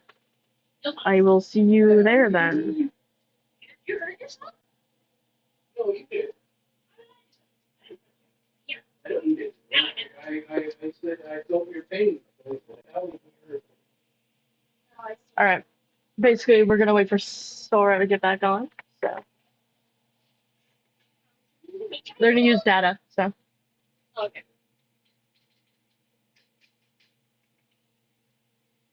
Okay, so the buzzing of the fan is not getting picked up on my mic, which is great. Just the sounds of things opening and banging around will. Can I have my baby? No. But, oh.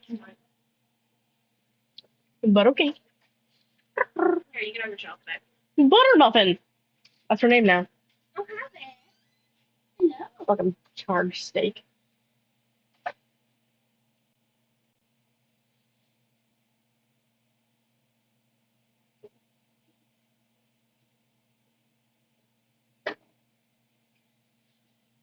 What do you think? Good evening, good sir.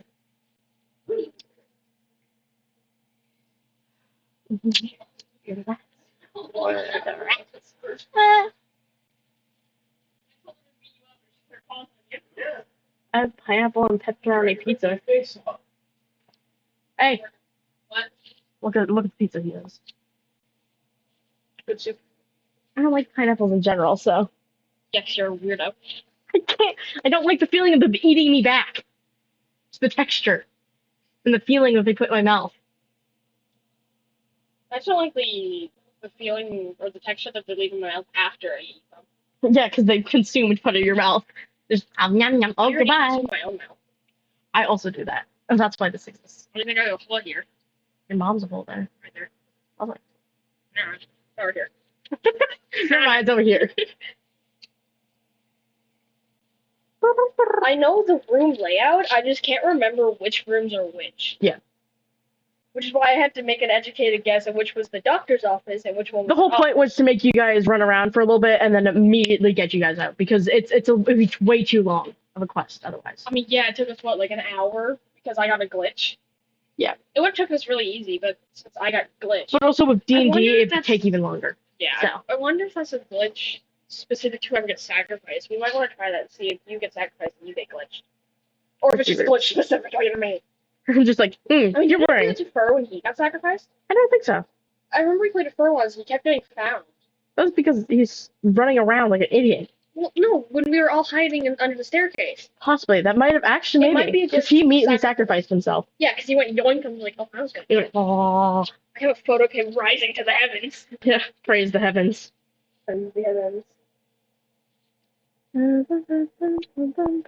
You like the meme that he sent me? Where is it?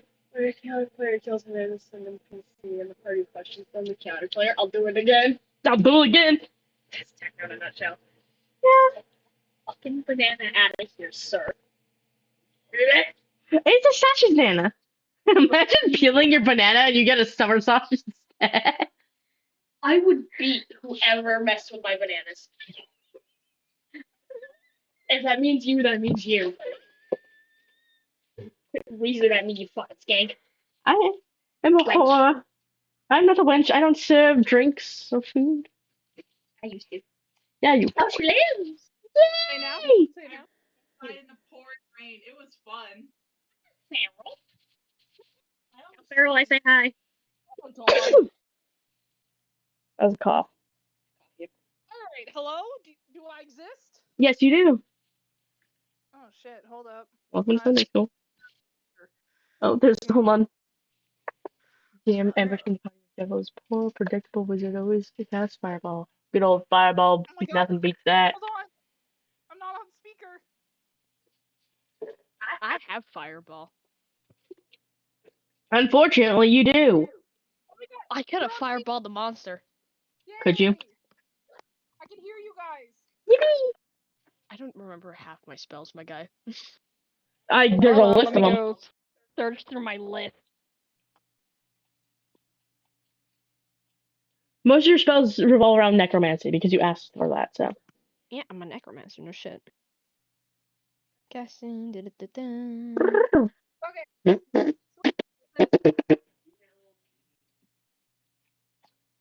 Alright. I'm gonna cry my water ball. All right. We can continue. Do it. Cast fireball in a very small room. Do not listen to him, please. You'll kill everyone. The range of it is 150 feet. Yeah, which means it's where you can hit things, but if you're too close, then it's gonna hit you anyway. If I cast fireball on this monster in this enclosed asylum, Fuck you. I cast fireball.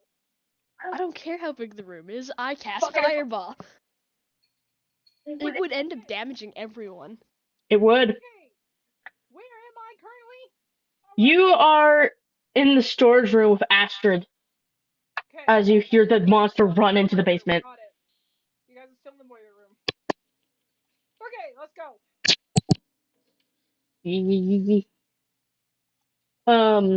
The monster comes in, sniffs, claws the walls a little bit, and starts walking out. Amaris and Astrid hear the monster coming upstairs from the basement. Oh lord. Well, at least we didn't die. Techno, he doesn't really give much of an answer. He just seems fine with it.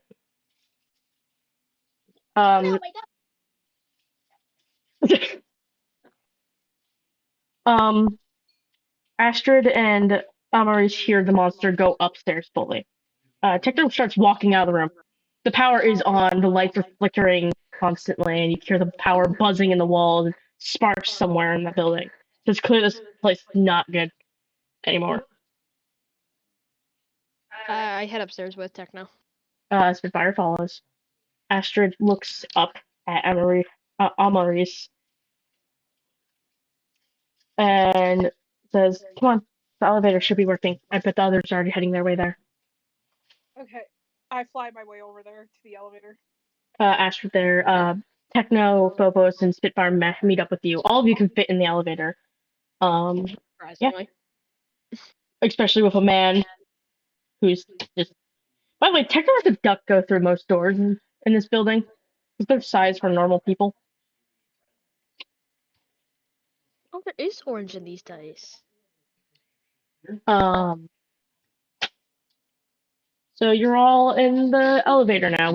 I'm assuming one of you wants to turn it on and I go hit up. the button to turn it on. You hit the third floor, which is where you need to go.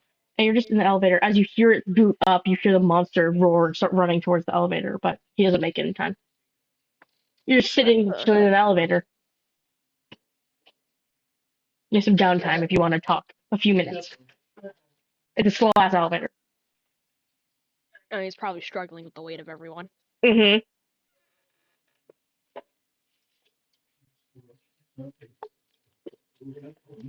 I stay quiet. I don't have much to say. Same here. Spitfire kind of just yawns, but he's kind of glaring at Techno. It's clear that he has beef with Techno now. Can you children behave for more than 5 seconds? And tolerate each other? Spitfire, I am tolerating him. He doesn't have my sword in his throat. Techno looks and he goes, same. Children, I swear, the both of you. Astrid stands in between them. Thank you. When you get to the top, the elevator door opens, and this nasty smell of something rotting enters your nose. Something definitely decayed up here. Delicious. Sorry, I didn't mean to laugh. I was just laughing at what Dad said.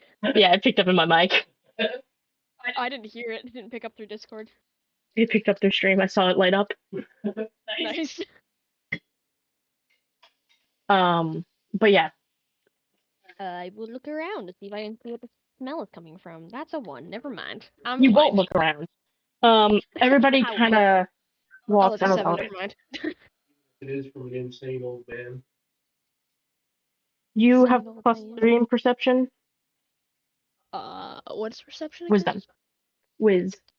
I don't have anything, but yeah, +3 for my wisdom general. So 7 + 3. That's 10.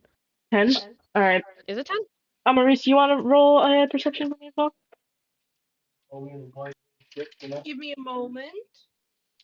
Okay.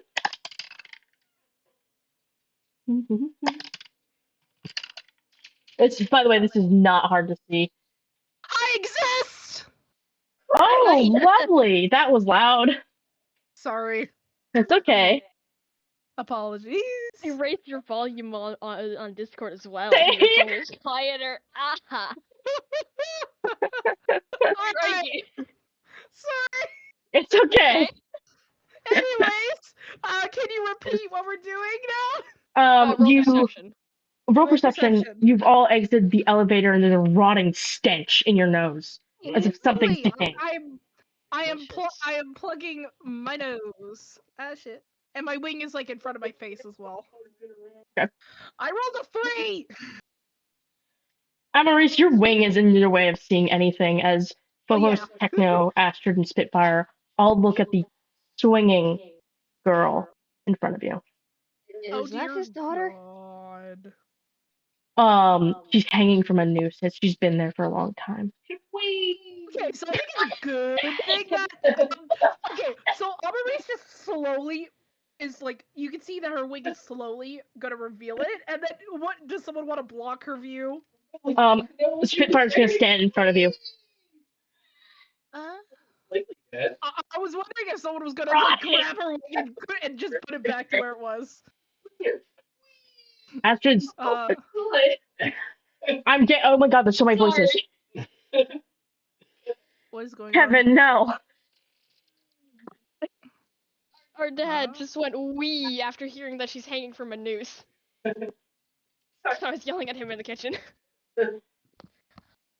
Anyways. What was happening? I'm sorry, my brain deleted everything for a moment. You said that we saw her hanging from a noose. Okay. And then I was slowly, Amaris was slowly putting her wing back down, and then you said Spitfire is standing in front of her. I was wondering if I thought someone was going to grab her wing and put it back in front of her. Almost does just that. Oh. Just nope, you don't need to see. Huh? What? Why? Not something you want to see. Spitfire's like, Trust me. you don't want to know. He sounds like he's gonna cry. Oh, yeah, okay. Everyone okay? What's going on? Techno just out loud says, she hung herself. No. What? Don't be so blunt about it. Have some respect for the dead, man. What do you mean? Oh, dead. Oh, wait, hold on. DM. Maurice, if you decide to move your wing down, I can describe something to you that only you see. I'm going to put my wing down. Oh, okay. When you look to the side, you see her, but she has red around her throat as she's staring at the party and then looking towards a chair that's knocked over, but there's a note right next to the floor. Oh, hello. Wait, aren't you the daughter? She doesn't answer you. Hello? She looks The so others confused that you're probably talking think to her. that she's crazy, dude. She's talking Who are you to a talking wall. to, Maurice? The daughter. She's right here. Can you see the dead? No, I can't see the dead. Well, describe the thing you're seeing. If it matches the body, then yeah, you're seeing the dead. It's her, but she just has red around her neck.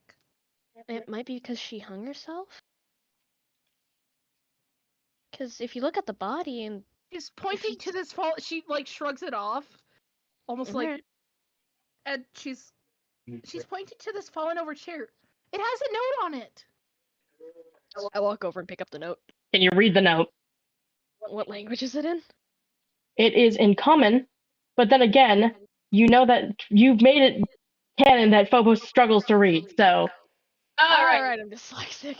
I can read it if you need to. Yeah, please. I struggle with reading. Okay, I'm gonna pick it up and read it. You pick it up, and Spitfire does not adjust his body. You see her corpse a little bit. It's very clear that she is dead. Oh, Spitfire's still blocking, even though I walked a bit, dude. Aww. Clearly he's overprotective. Anyways, what does the note say? Let me pull up my notes on this quest. Hold on. Crack my knuckles.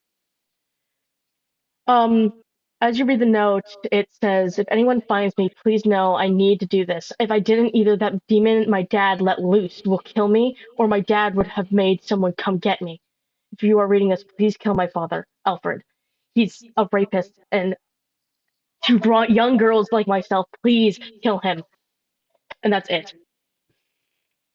I look over to the girl. Can you talk at all? She shakes her head no. It's very clear that she just can't speak.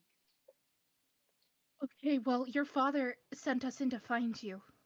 She nods as she understood what that meant. She just nods.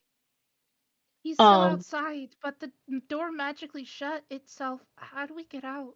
We weren't meant to survive this, were we? Can you gesture to where we can get out? You see her gesture towards a fire exit that is boarded up, but could be easily broken with the axe that Phobos has. You feel the anger in the room as the rapist words were read out. You feel Techno's and Spitfire's anger.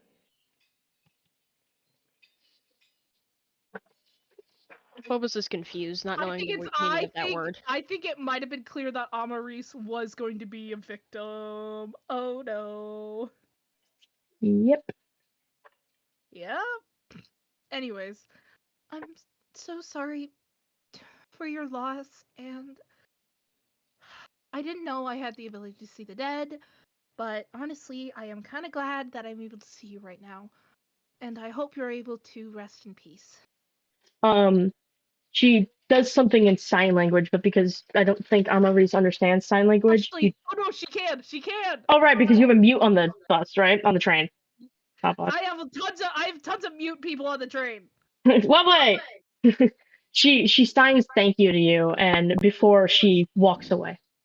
I sign you're welcome back.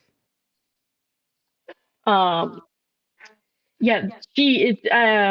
The others can't see her gesture towards the fire exit, so they don't know where they're going. Only you have that information right now. So I thought everyone knew where we were going. So all right, let's go. Where?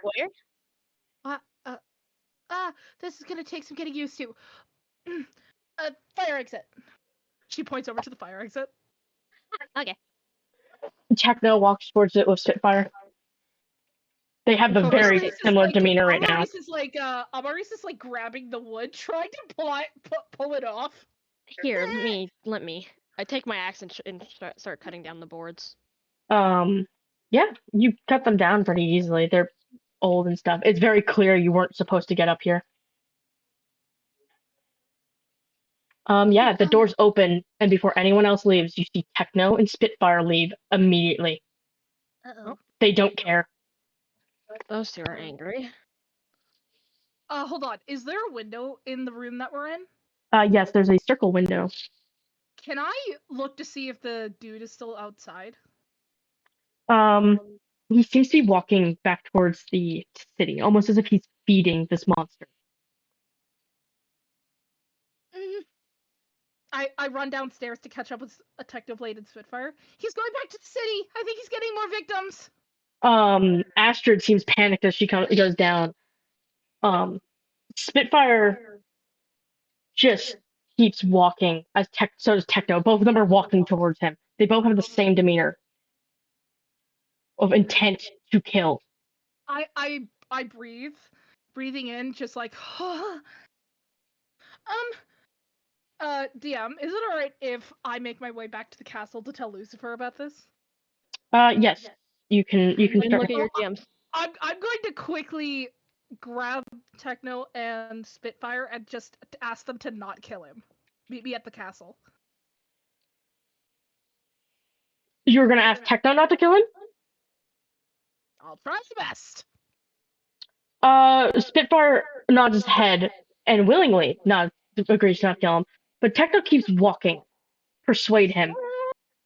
Okay. I'm not with you guys. I'm still in the building, by the way. What? A natural 20 on persuading him? Yeah, natural 20. He stops and stares at you, but he seems angry that you stopped him. Please? I'm like on the verge of tears, looking up at him. He stops and stands there. But you know Spitfire is following him, but it's no longer with the intent to kill. It's definitely to the intent to arrest him. He is a soldier here. It's his job. Please.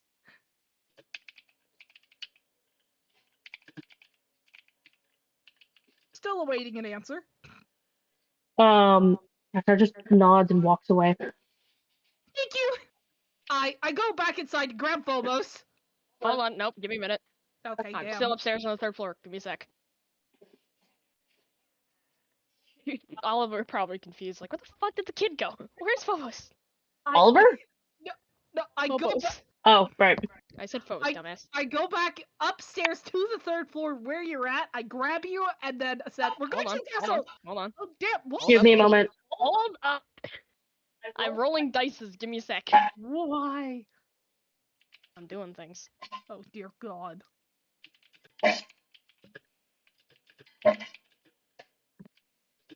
Also, I have no idea what Kevin means by where's Logan Paul. He went to a suicide forest.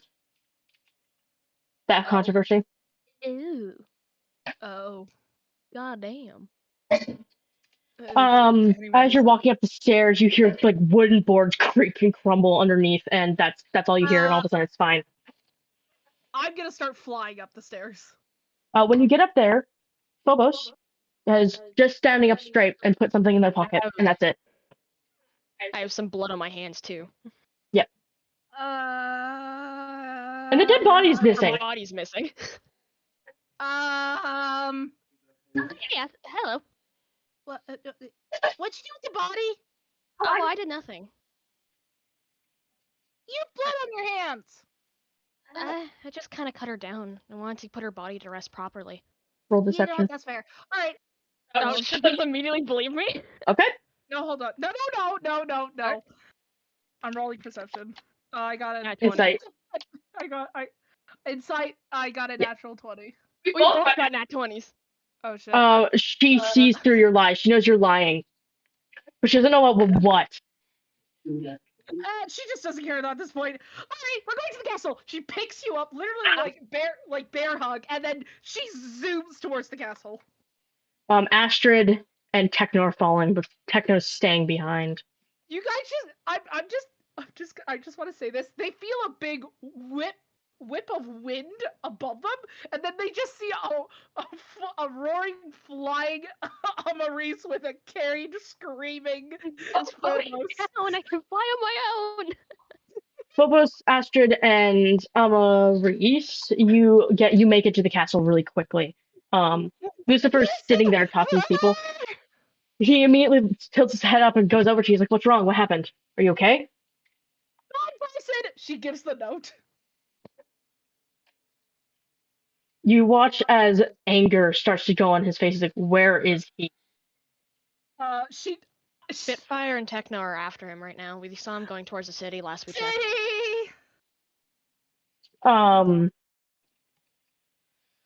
Lucifer immediately gets up. Building. We were supposed to be victims. Lucifer starts walking. I've never flown that fast in my life. Astrid gently nudges you. She's like, "Let's follow Lucifer quickly." Okay. I start to walk after him. I fly. But I should, because I'm like, Okay, I'm gonna walk. When Lucifer gets there, all of you get there. You see Alfred's on the ground in cuffs, but you see Spitfire standing in front of him, his weapon drawn. As Techno, it has his weapon drawn. It has Alfred's blood on it, as Alfred's bleeding on the ground. He didn't listen to you. Phobos is not surprised. There's They're no arguing with reason to each other. surprise. Of course they are. Yeah, Spitfire and Techno are arguing over it.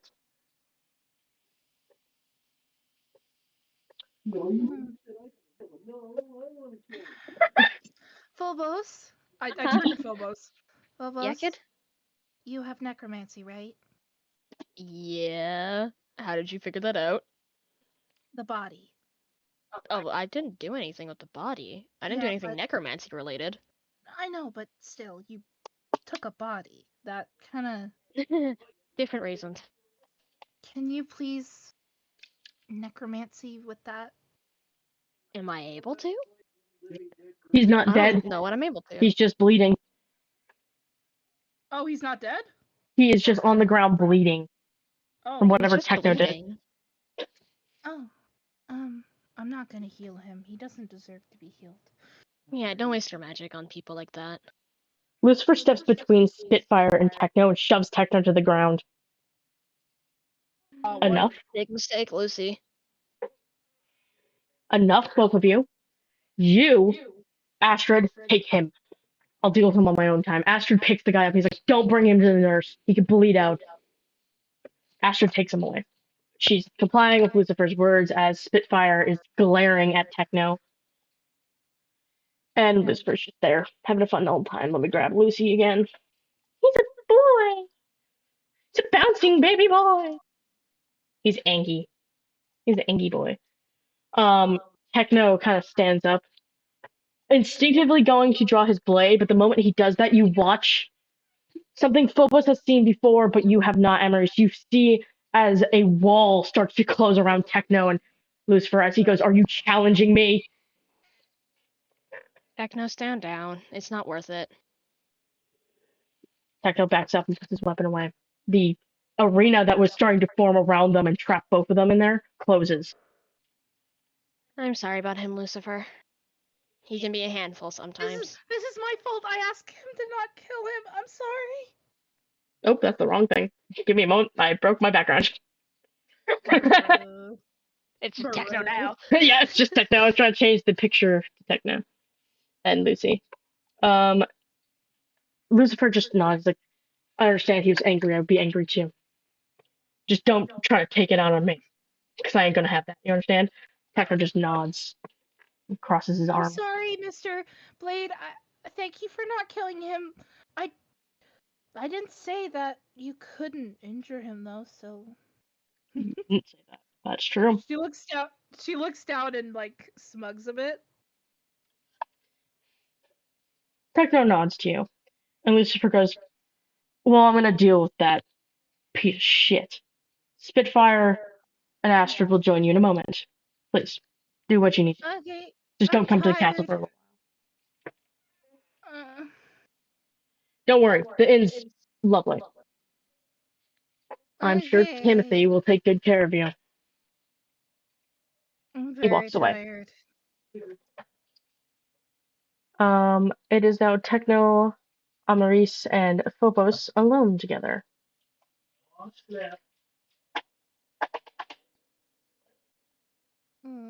Amaris looks like she's on the verge of just. I'm walking next to Amaris. Yeah, she's just so tired. You can tell that she's just so mentally drained. Amaris, how are you like moving your wings in a specific way or anything like that as you're tired? I guess. Why? What way are you moving them? Kind of like one's down, one's up, and then vice versa. So Like, you're she's just like she's fumbling side to side. okay. Can you roll a hit for me? I'm sorry. And you rolled a hit for me. A d20. Oh god, she's gonna cry. Nah, it's fine. It's fine. 13. Okay. Can you roll a d6 of damage for me?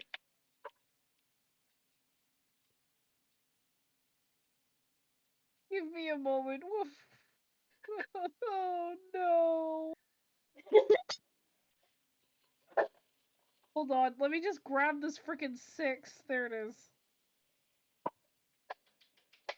Yep, there it is. Okay. Eliminate tried to kill me again. I got a 6. You don't notice anything as you go into the inn. Techno follows. Phobos, you hear your archfey go.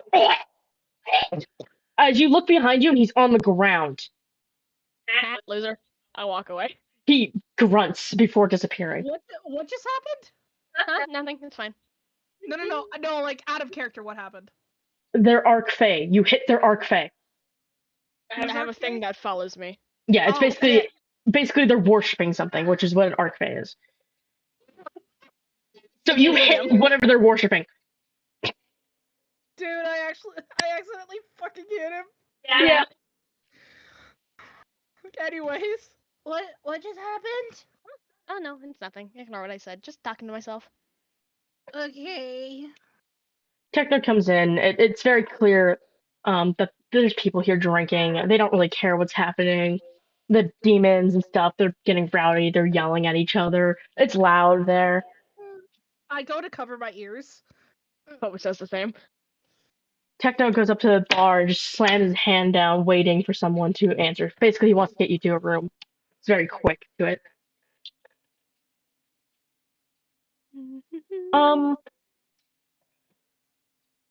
But you see someone very familiar come up from behind with a nice little mask on. I just stare him down. He looks at you, goes, mask, hold up. The What mask? color? Yeah. White. White? Okay. That can be multiple different people. Never mind. Actually, I think the mask is white. Hold on. Jacket? Jacket? Or no jacket? I think he wears a jacket, but not a hoodie. Yellow? Yeah. Okay, I know who you're talking about then. Yellow jacket. I looked at him and just glare slightly. What are you doing here? He just looks at you and pretends not to know you. As he's roll like, my eyes at him. he looks up at Techno and goes, "What do you want?" And Techno's like, "A room, 2, preferably." Bitch working here? While I mumble under my breath. Maurice just like puts her head on your shoulder, just like. It's okay. We'll be in a room shortly. Mr. Lord Lucifer said that you give us a room for free, and that your name's Timothy. Bitch name. So. Don't bully him, Techno. So. You ain't gonna cuddle snipe, bitch. I don't know, just sleep on the floor. No, don't sleep on the floor. My lemonade, sorry. He just grunts at you. Timothy and I is like, yeah. I'm an intern here right now, so my 2 partners can help you do that. Anyway, while they set up that room, one of them does. The other one won't be setting it up. Can I get you anything else? Free on that. Fine. Okay. He leans back. He's like, "Hey, Ant, go do that." You see a Azimar with skeletal wings, but there's feathers. But there's some feathers on it, broken and stuff. He's wearing a really slutty outfit.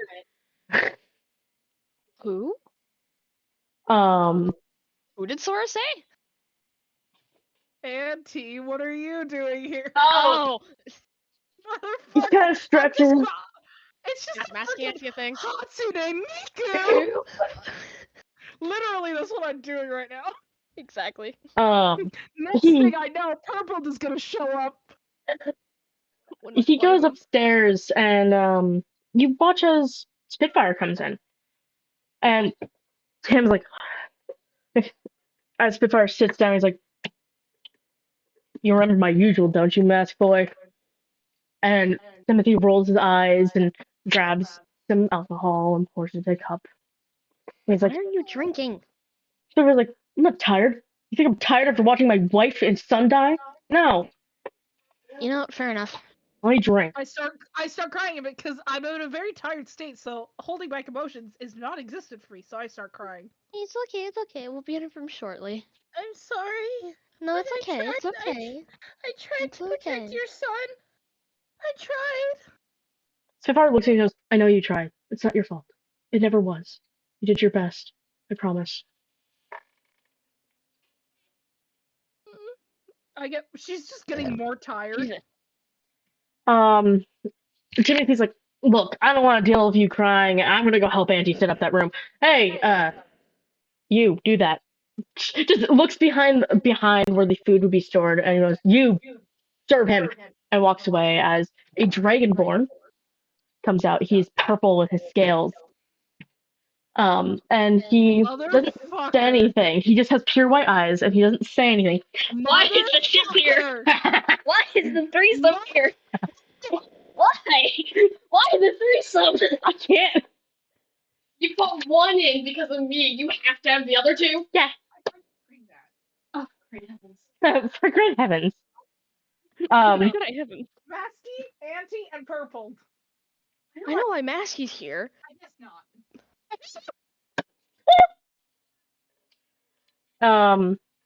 He just silently serves Spitfire a drink as Astrid comes in, and Masky and Auntie come down. Like the room's done.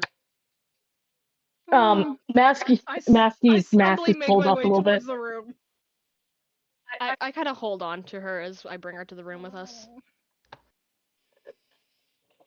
Techno follows you. Astrid stays downstairs.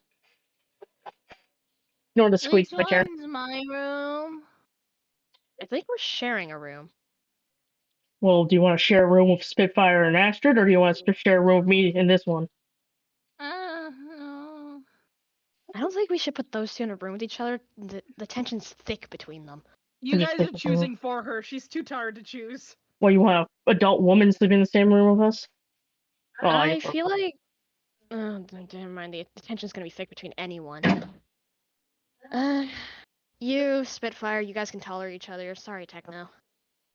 Fine. I feel more comfortable with her right now, and I think she'd be more comfortable with Astrid with us. I'm sorry. That's fine. I make no promises about beating him, though. And he walks out. Do not injure each other, or I swear to Christ. Astrid comes up like, what's happening with you? I actually give a hug to Techno, and I say, good night. They're giggling at Techno. Okay. Night.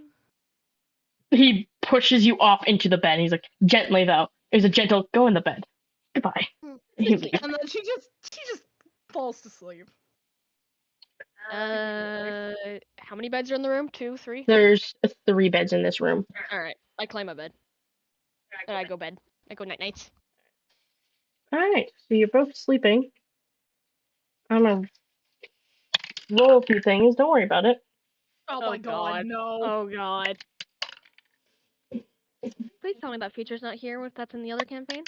Please tell me, please tell. Please no. No. Everything's fine. Good. Roll to wake up. You wake up first. Roll to see who wakes up first? Yep. I got a 6. I got a 9. You got a 9, you're higher than Phobos. You wake up first. You notice that Astrid's sitting up. She's sitting up and she's in her bed. She's almost holding herself. Her tails are all wrapped around her and she's just rocking herself. Astrid? She looks over at you and almost in an instant she moves her body to look normal again. And she's like, hi, are you okay? No, are you okay? I'm fine. I know what PTSD looks like. It's I love that post-traumatic stress disorder. Totally don't deal with it IRL. Shut up and let us do D&D. Astrid just nods. She's like, I'm a big girl. I can handle it. Rise, woman. People older than you not be able to deal with it, so it's okay. I sit down right beside her, put my head on her shoulder. She rubs your back. Are you okay? She nods a little bit. She's like, just, you know, things happen in the past. Are you going to persuade her to tell you? Yep. All right. Natural 20, baby. All right. She's like, I guess seeing that someone that young could get raped brought a little bit of bad memories up. Oh. My husband isn't exactly a wonderful person. You now know that she's married. That bitch. You're married? Yeah, but I don't really want to be at this point. I don't have much of a choice. So. Oh. Did we die? What? Oh no, I'm alive. Okay, good. Sorry. But why? Everyone has a choice. Some people don't get choices. The world isn't very good, and I know your parents probably didn't want you seeing that. But scary things are bound to happen to people. Bad things happen. And this was something that happened that was bad. And I can't go back on that choice. I'm so sorry. My one wing, my right wing, wraps around her into a nice, tight, fluffy hug. And just says, I'm here if you ever need to vent your emotions out to me, okay? You're never Astrid, alone. she nods and says, thank you a lot. Phobos, you wake up to see the view of them now. Oh, well, this is a thing. Astrid straightens her back and Amaris is still extremely tired because she just woke up. But even when she's tired, she's an incredibly empathetic, lovely little baby. Astrid stands up and stretches. She's like, I guess we should check on the boys and make sure they don't kill each other, huh? Her eyes are like squinting. Like she's trying to keep them open, but failing miserably. You need some time to wake up? Mm-hmm. Okay, you take all the time you need. I'll be downstairs. Okay. She walks out. So it's just you and Phobos in the room right now. She's like stretching her whole body. Phobos is able to see how large and long Amaris's wings actually are when she stretches them. Damn. Those are some long ass wings. My apologies. It's okay. Bed wasn't the most comfy. My horns kept hitting the bed, the wall. The what? Oh, that's fair. I can't speak. I don't think anyone can speak. She stretches once more, and you see she has little fangs in her mouth, and as soon as she yawns, you can see them. You also have fangs. And she has a split tongue. Oh. You know, the little like. Yeah. Yeah.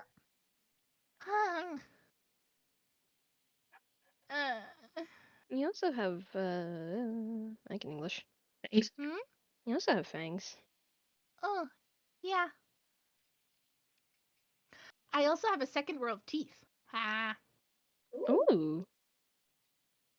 I got it from my mom. That's really nice. Yeah. By closer look, DM, is Phobos allowed to actually notice how fucking pale the tips of her lips are? Yeah. Damn, you're pale. No, not pale, just her hands and her feet, you can see her goddamn veins. You would think that the parts there are dead. Are you okay? Why are you asking? I can see your veins. Huh? Oh, yeah, I'm fine. That's always been like that. Oh, I see. Ever since my birth. She just walks away like it's a normal thing. Where it is. Like,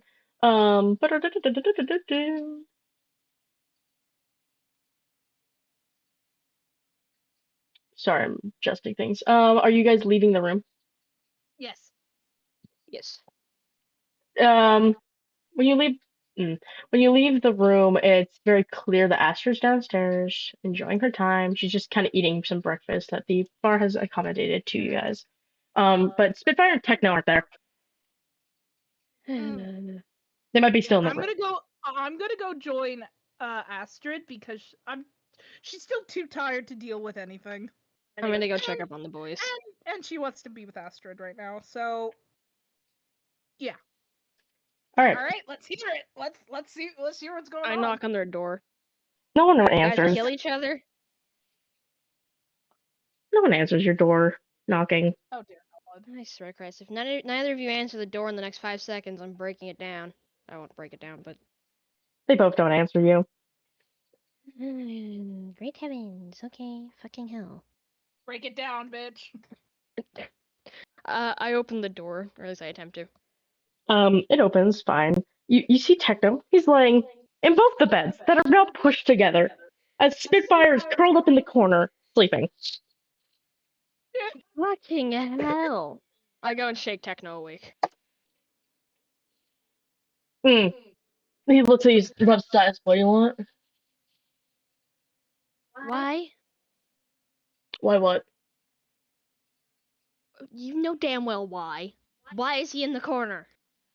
Pussy boy, lost a fight.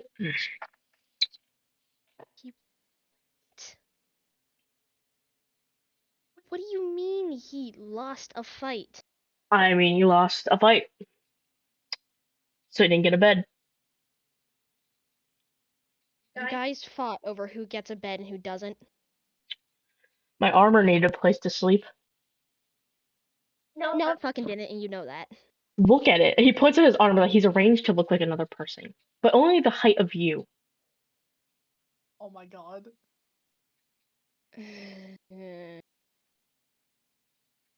That didn't need to happen, and you know it.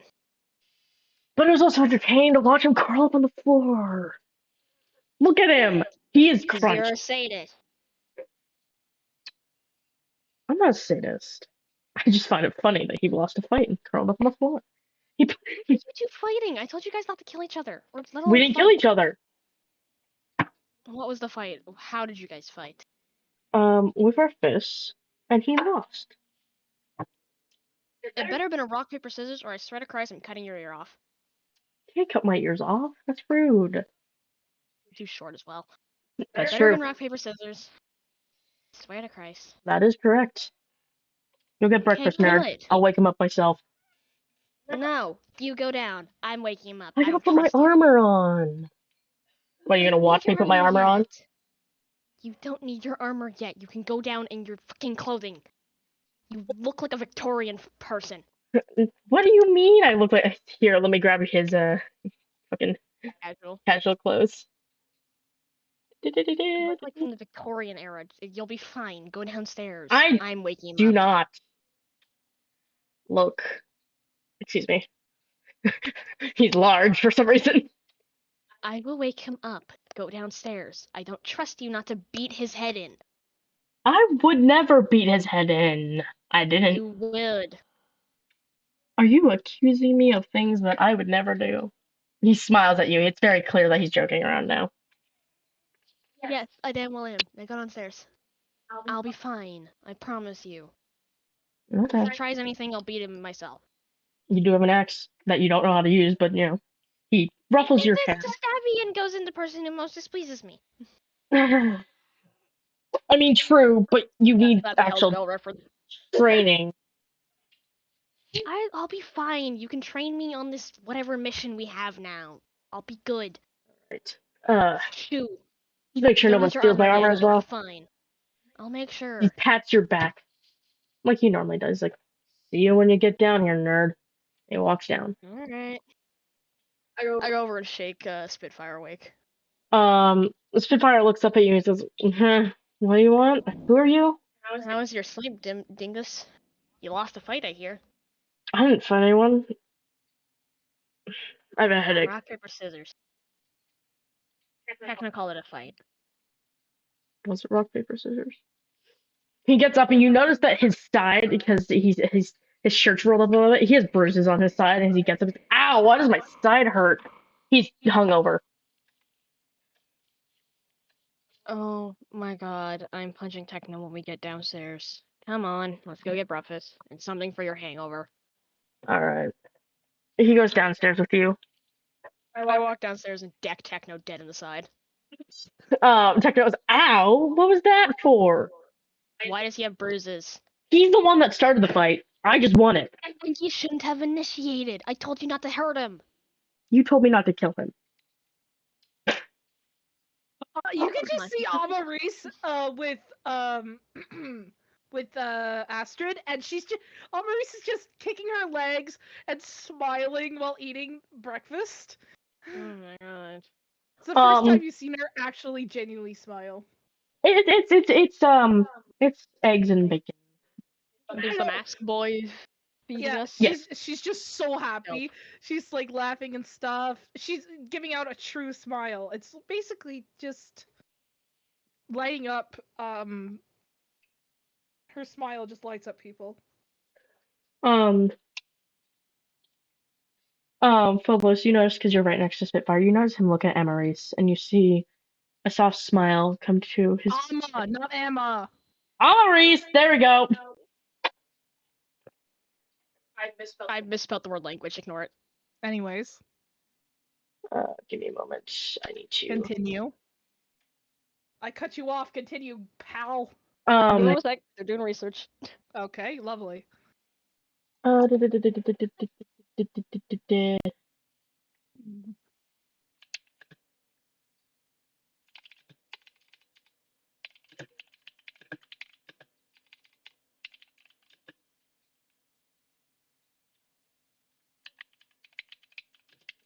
Typing. Typing sounds intensifies. Spitfire softly smiles at Amaris and seems genuinely happy that she's happy. But for a moment, when he sees Astrid next to you, you see a pang of sadness hit him before he looks away and kind of just sits down. If you do remember, Astrid is the sister of his wife. Yes. His late wife. Yes. So that's fun. I didn't notice this because I'm too busy sitting on a table with Astrid, so... You're having a gale time. Phobos noticed. Oh, yeah.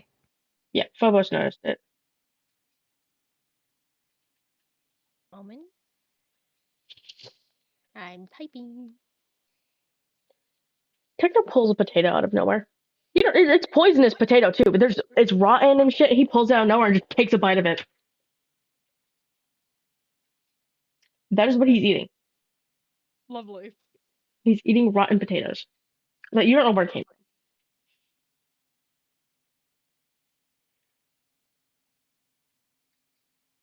from. Oh, the TV lives again. Yeah. I can hear it. Dude, how much are you typing? Sorry, I'm trying to do something. Oh my god.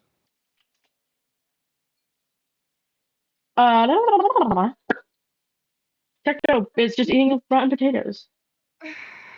Is it in front of me? He's just sitting next to. He's sitting a corner away from everyone. He doesn't seem to want to be near anyone. All right, so obviously I haven't noticed because I'm busy. Yeah, enjoying your breakfast with Astrid. And yeah, talking and laughing and enjoying my breakfast. Astrid's interacting. For the first time in a while. Yeah.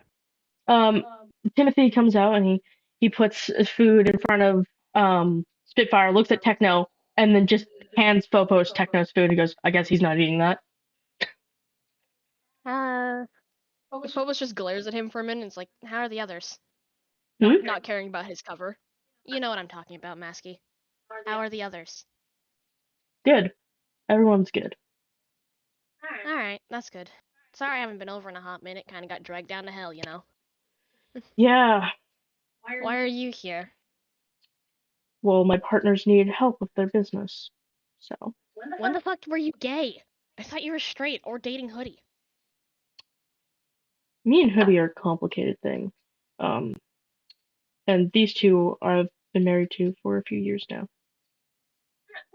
I see. So. Well, good luck with that. Thanks, they're a handful. Alrighty. He walks into the back. Now you have a plate of food in your hands. Nom nom. I start eating, not caring that the others heard our Want to roll for conversation. taste? Taste? Yeah. Oh, what the fuck? What the fuck? Oh. Do I have to roll for taste? It's just how good Maskey's cooking is.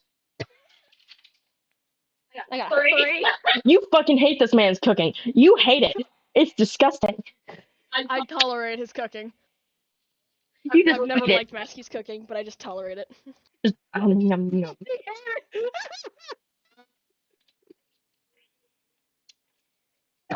Hector's having a great time with his food. Spitfire's eating. You can't really tell his reaction as he's just eating. And Astrid is enjoying her food lovingly. Just eating with them. And then there's Maurice.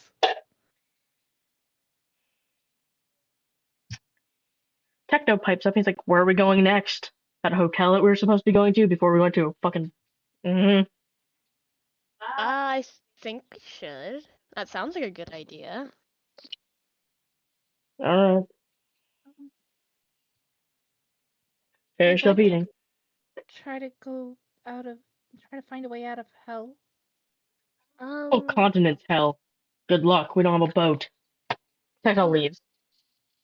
Lucy said he'd get us a boat, so let's head up to the hotel just for now. It can be a time killer.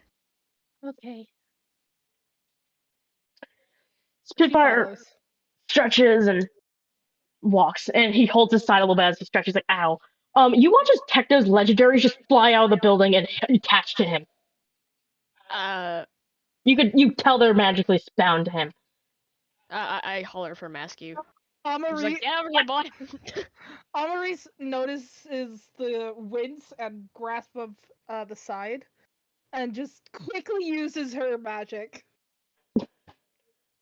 Maxie comes out to go over to Phobos as you heal Spitfire. He's good and dandy now. Yippee! I give Masky a hug and punch him in the side. Masky punches you in the shoulder. Good thing he didn't do that in front of Techno. Punching! We playfully punch each other. Yeah. I inform him to take care of the others, and I head off with the rest. Alright. You're now walking towards the hotel. It's big. It has a radio tower on it and stuff like that. Ooh, radio.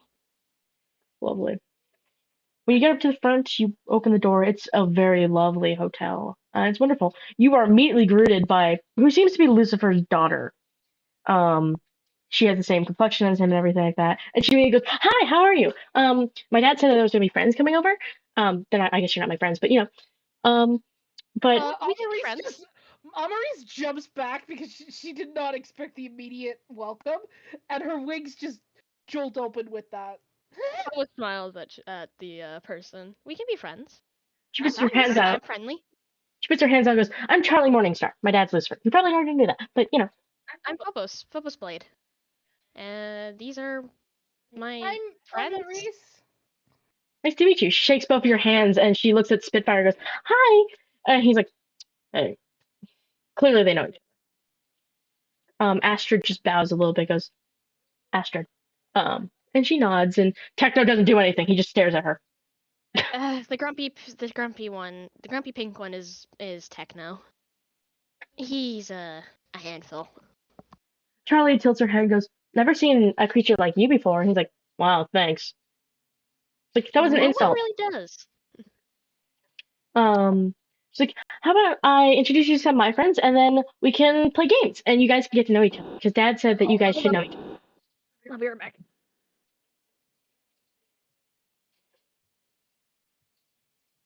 They're deleting a fetus. Oh my god. No. Yes. I'm gonna put.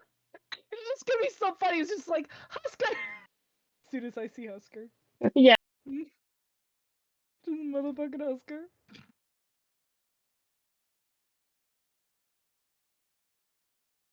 What did you just do? Oh.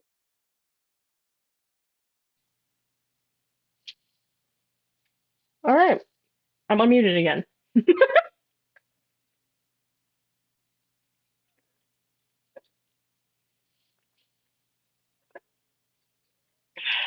Science experiments. Blah. Oh my god.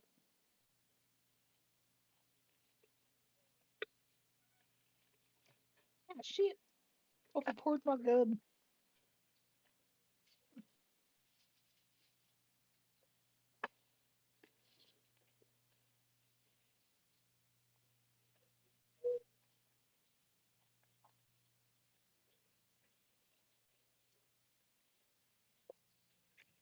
Oh yeah, I like your little DM avatar there.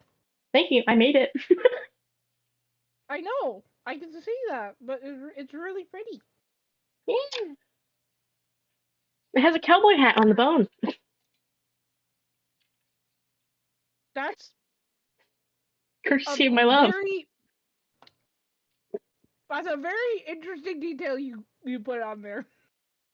I'm supposed to be intimidating because I'm the DM, and then there's just a tiny cowboy hat on my neck. Yeah, you're not intimidating at all. That's the thing. I can be when I want to be. Mm.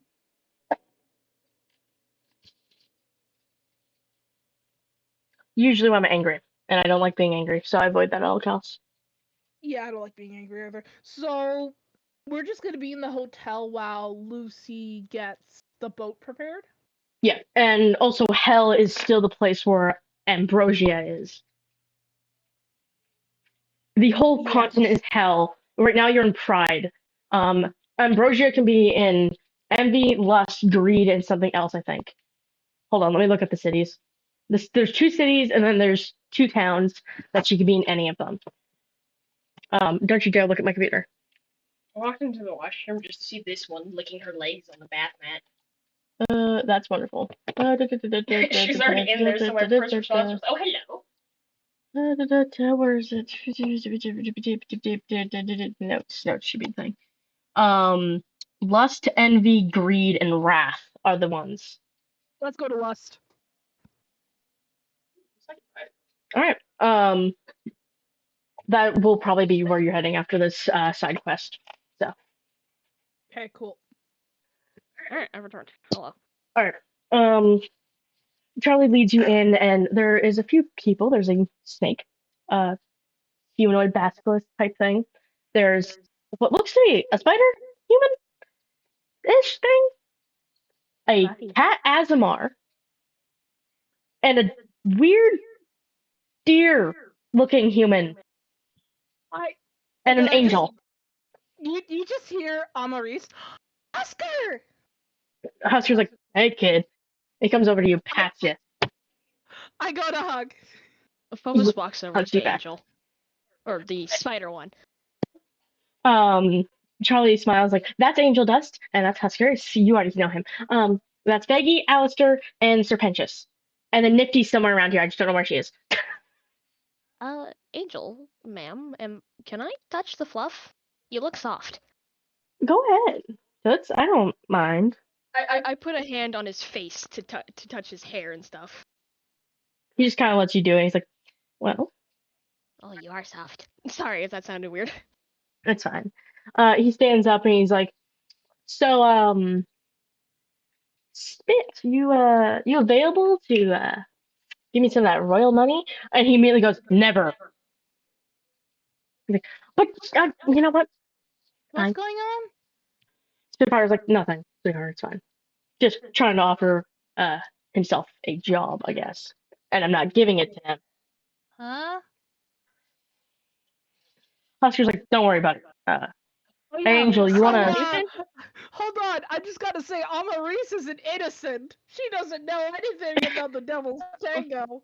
Phobos just casually tilts her head and is like, prostitution? You look like a slut, no offense. Angel is like, "Porn star. I work in Lust, but what's a prostitution or a porn star? Porn star is someone who gets paid to get filmed acting in the lustful way." act. And a prostitution is someone who wanders streets and offers themselves out for money. You see Astrid look away into the Spitfire. Their body. Their body for what? Money. They can pay for a few hours and the person can do whatever they want to the prostitute. Usually prostitutes have a boss who Literally, is you can dealing with them. see, like, the more you talk about it, the more confused she's getting. I'm getting a little confused. Charlie's gonna grab onto your guys' shoulders. And, how about we stop talking about that? This is my girlfriend Peggy. She's nice. Peggy seems very wary about you guys as she holds her Nice to meet you, spear. ma'am. Nice to meet you too. Hello. And then you randomly feel something climb up your leg. You see a little not imp, a little creature climb up your leg Whose with one leg? eye. Whose Phobos. leg? Okay. I freak a little bit. It's like, oh hi, miss. Can I help you? Oh, there's Nifty. Hi, Nifty ma'am. Am I able to help you? Please don't let go of me. Is she looking at my eye on my chest? Yeah, she's like, I She knows it's moved towards looking dead at her. I need to get my roaches. She runs away. Put a roach show on. That's what she says as she runs. Okay. And then Charlie looks over and says, "Well," and this is Alistair. You see as the deer person just comes from a black part of the ground and morphs into beside her. He says, "Pleasure to meet you." He has a radio statico in his voice as he puts his hand out. Is the radio tower yours? He's like, "Yes, it is. Why, yes. Oh. Are you?" I like radios. They're really nice. I love radios. I always loved listening to the radio when I was on the train. I have a radio in my room. It's really fun. I used to work as a radio host until things happened. We'll say. Oh, that's nice. He tilts his head. It's like, so you guys have come to entertain us with whatever this fiasco is. I guess so. Perfect. And he disappears and he's on the couch now waiting. And Charlie goes, so there's a few games. First, because my dad wants you guys to bond and at least be nice to each other. Well, I doubt those three are gonna bond with each other. They can try. That's all I ask is trying. You're not gonna get anything out of Techno. Just go around, say your name, say something you like doing. Just to, give each other something. So we'll start from the right to left. So it starts with you two. Who's it start with? It starts with Amaris, then goes Spitfire, Phobos, Astrid, and Techno.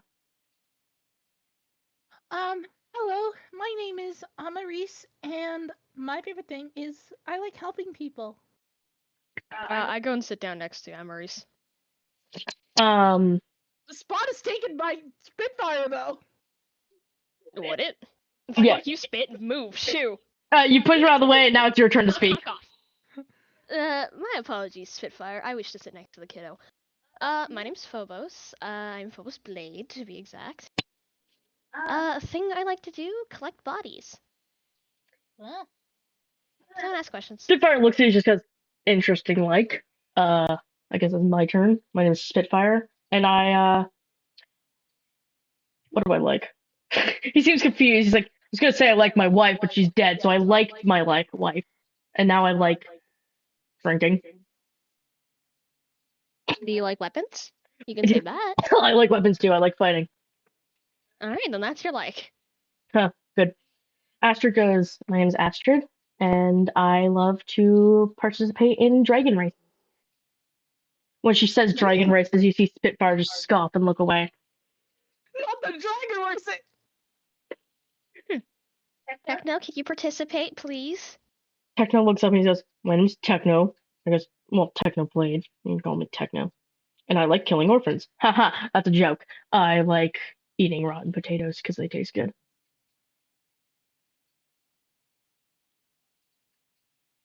Yeah, well, you tried. I did. Charlie seems very concerned about his first sentence. He's just like, He jokes around like that a lot. I apologize. He's got a dark sense of humor. it's okay. The next thing, you guys can either pick two truths and a lie, or we could do trust falls. One of those two, but we'll do both of them. Truth and a lie sounds interesting. I've never played. So basically, you say two truths about yourself and then a lie, and the others have to guess the lie. So you guys can pick who goes first and telling the truth and the lie. Techno, would you like to go first and participate? Fine. Techno looks at you. He's like, I married My best friend for tax benefits.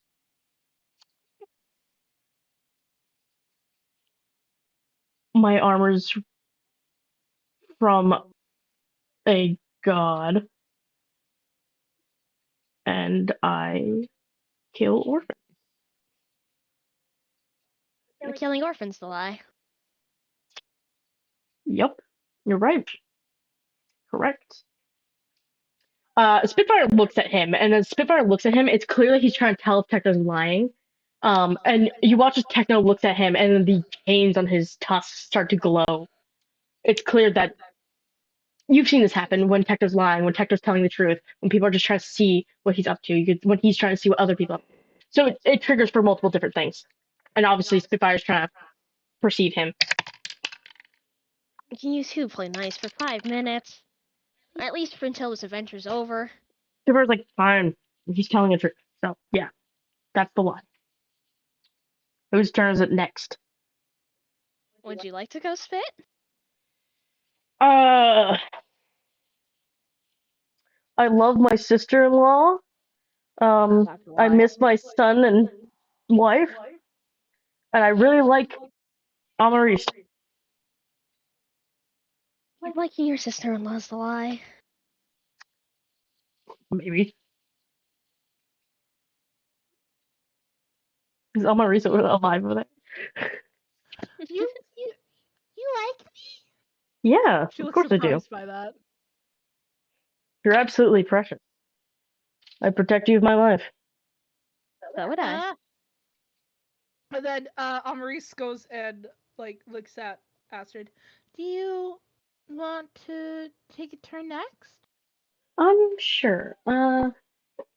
I'm married. I am partially a werewolf, and I really, really love Spitfire with all my life. The last one's a lie. Yeah, I'm gonna say that too. Spitfire's like, when did you get married? Thought you'd be single, you wench. Sorry. Trying to be nice. Nice time. I Astrid really rolls wish you her eyes. guys would get along. I'm trying. Spitfire doesn't seem to be trying. I'm trying. I'm just angry. Okay, my turn, I guess. I don't know what to do. Okay. Actually, Bubbles, can you go before me? I need to think about. Okay. Two truths and a lie, two truths and a lie. Hold on, I gotta think. I can't think right now. I also married my best friend for tax benefits.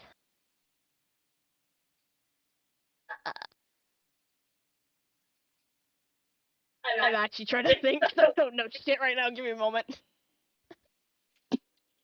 My brainial cranial's going burr.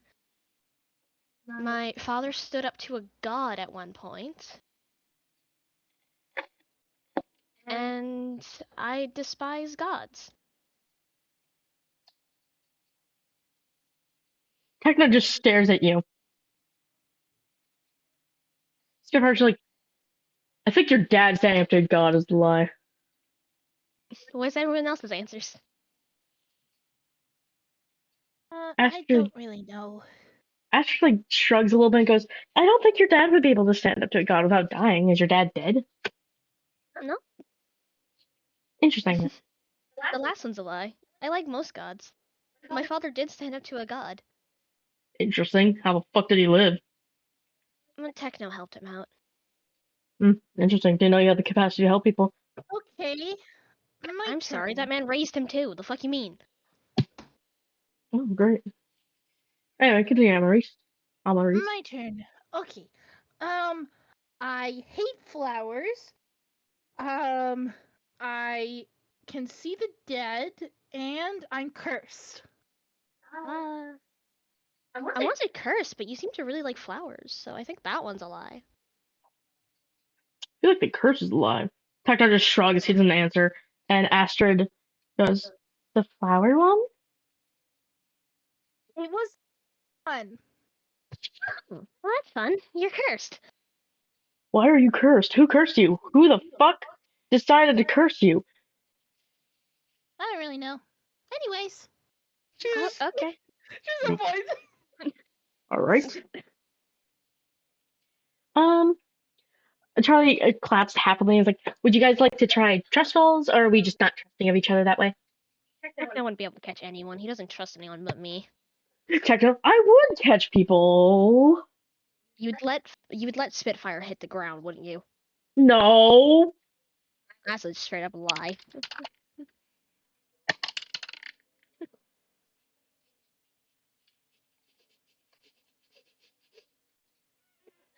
What are you giggling over there for?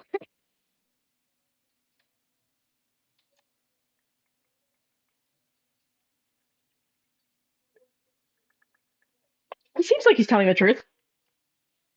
Fine, I'll believe you this time. Persuasion, no!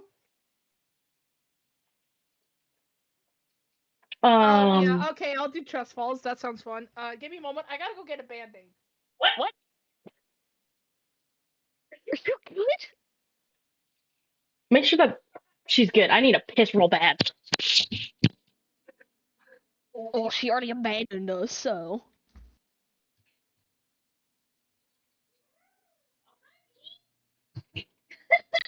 I just heard full high beam. Bean.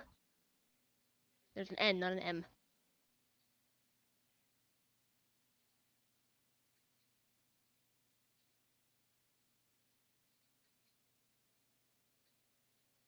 I don't know how to entertain chat when I'm alone. So I'm gonna just spew a fact at you all. Fun facto: lemon sharks get very possessive over divers, and if they see other sharks playing with their diver, they will scare the other sharks away to have their diver all to themselves. Ah, yes, leave an autistic alone. Hi. They left me alone, so I'm like, I spew fact. I had my headphones on the whole time. I could hear you. You good, by the way? What did you? Oh, yeah, I'm fine. I Did just you like my reopen nail. something? No. My nail ripped to the skin below my thumb. Ooh, ow, hangnail? E. No, I had to clip it off. I wasn't even part of this conversation. I feel weird about it. You guys left me alone. I spewed the lemon shark fact at chat. Oh, okay. I didn't know how to entertain them. I had to use nail clippers in order to take it off because it was starting to peel. If I didn't take it off, it would have peeled off my whole nail. So I had to do that. So it is a hangnail. Well, technically, not really though. Anyways. All right. Let's do trust fall. Who is going to be catching first? Charlie asks, excited. Spitfire, can you catch us? All right. You seem So the strongest, no offense. Well, Techno and you are the strongest too. Hector just leans back, scoffing, and like, how dare you? I'm sorry, bitch. Calm down. I should probably set this out because my wings, I might be a little hard to catch. Super, I can do it. It's Alright, full. who wants to go first? I didn't hear. You echoed too bad. What did you say? Spitfire said, I can do it. Sure, I got really big wings. I can try. Okay. Alright, who's first? Phobos. Oh, okay. Where are we dropping from? All of a sudden, Alistair snaps into the stage. He's like, you'll be falling from this stage. He seems really entertained by what's going on in front of him. I hop up onto the stage. Am I falling backwards or forwards? What's going on, Charlie? You'll be falling backwards into Spitfire, trusting he'll catch you. Okay. You hear Spitfire get into position. You ready? I feel like Techno's probably a Oh, when you're ready. little on edge. Jealous man. No, also because if they fall, Techno will be Techno's gonna be pissed. Yeah. Yep. I lean backwards and let myself fall off the stage. What's your strength? Oh dear God! Please say that they can't catch because of I'm just gonna beat him if he drops me. Oh dear God! Okay. Literally, all of it hangs on a dice roll number. you fall back, you feel Spitfire catch you. He's like, and he helps you up a little bit. He's like, all right, who's next? That was kind of scary. I think I want to go last. Okay. Well, Astrid, do you want to go with your tails? Uh-oh. She's like, don't touch my tails. I request to fall forward. I will let myself fully fall, but I'm not letting him touch my tails. I don't want to touch your tails. Is it a sexual thing? Astrid just goes, Well, science tells me everything. Same with demon tails sometimes. Mine isn't. Mine is. Oh. Sexual? She's Oh just god, no. Don't ask any questions. Okay. Astrid stands forward and lets herself fall forward. Where Spitfire literally has to commit because she sees him. Oh. He sees her. He goes to catch her, and his hand almost touches her tail. It causes him to flinch back. Sorry, I need to stand up because I was too excited about that. And drops her on the ground, just ah! He's like, I don't want to touch your tail, I'm sorry. He immediately walks away a bit. She's like, it's fine, understandable. Are you okay? Like, yeah, just sore now. Huh. Can I use my healing hands? She's not hurt, she's just sore. Okay. A bit sore. Do you need healing? No, I'm good. She pats her head as Spitfire gets back to position. Well, I guess it's your turn. Hector just smirks. Are you gonna be able to catch him? I don't know. He's tall and he looks heavy. Like a pancake. Oh god. Tectic, can you take your armor off for this? Give him a chance. Hector unclasps the cloak and wraps it around you as he Okay.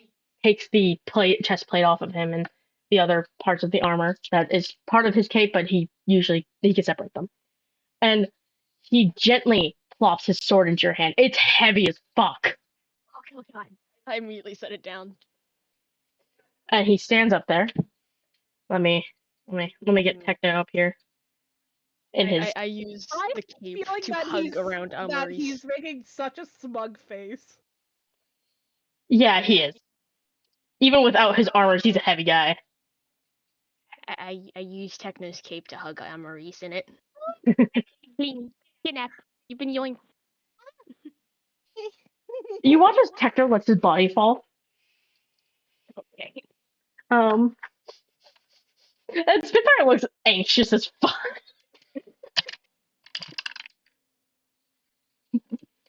Please.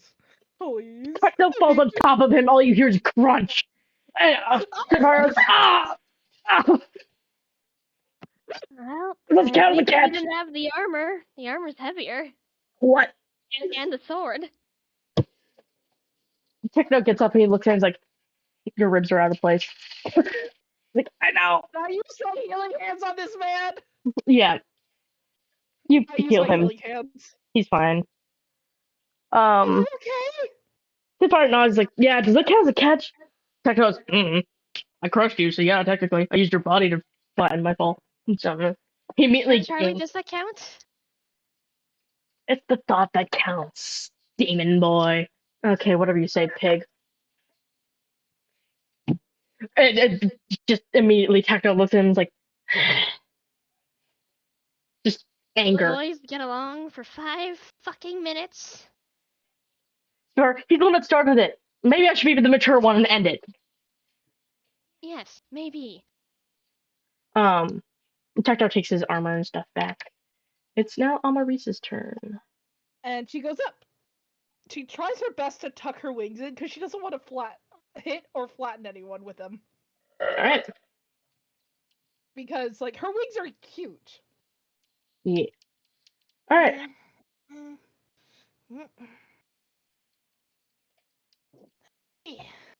Spitfire puts himself back into place. Ready to go. And then she falls backwards. Yoink. Yoink. For someone that's a soldier, you have nothing in strength. What the fuck?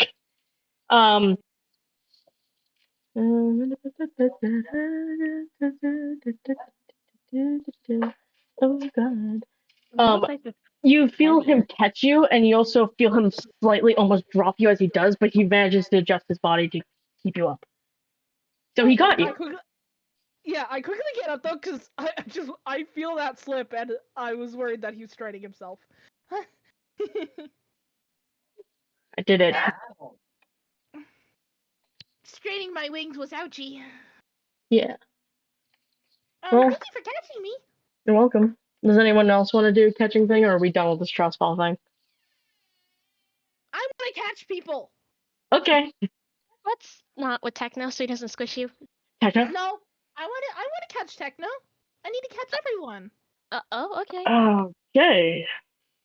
Take your armor off again. Sorry. Techno just, I guess I'll keep it on all the time. He takes his armor off. You can just see the excitement and anticipation in her face. Having a great time. Would you like to catch me first again? You guys choose amongst yourself who wants to go first. Where did that dice go? There it is. Hi, Bella. So I guess I can go first. Alright. It's easy. I stand up on the stage again and let myself fall backwards. I'm gonna roll. Roll strength. That is. Got a 17. That is +4. So you got a 21, which definitely catches Phobos pretty easily. They fall gently into your arms. Yeah, I catch them and then I hold them in a princess carry. Oh, hi. I put you down gently. Okay, who's next? Asher's like, I feel like I want to sit out on the falling parts, please. She's clearly not comfortable with people touching her. That's no problem. Not that I don't trust you guys, it's just my tails are large and they get in the way. So That's no problem at all. she sits down. Spitfire looks at Techno and is like, you want to go next or should I? Techno just shrugs. They can't say no to this child who is just so excited. Spitfire's like, Techno, you do it. Participation. He shoves him forward. Techno just listens as he goes over, stands up and turns around and just drops. That's great because you need a 20 to fucking hold that man up. And you catch him perfectly. He's in your arm. He's like, why aren't you struggling? I clap my hands excited that he didn't kill her. He removes himself from your arms. It's just like, what the fuck? He clearly did not understand how you did that. She's just like all very happy. Like she didn't expect for her to get crushed. Clearly she's stronger than you guys think. Yeah. Way to go. Alright, Spitfire, it's your turn. Yeah. Spitfire goes up, he's like, well, this is gonna be fun. He's like, I'm gonna take my weapon off so I don't actually stab you. He tosses his weapon to the side. His nice little great sword thing to the side, and he's like, you ready, kid? Yeah. He leans backwards.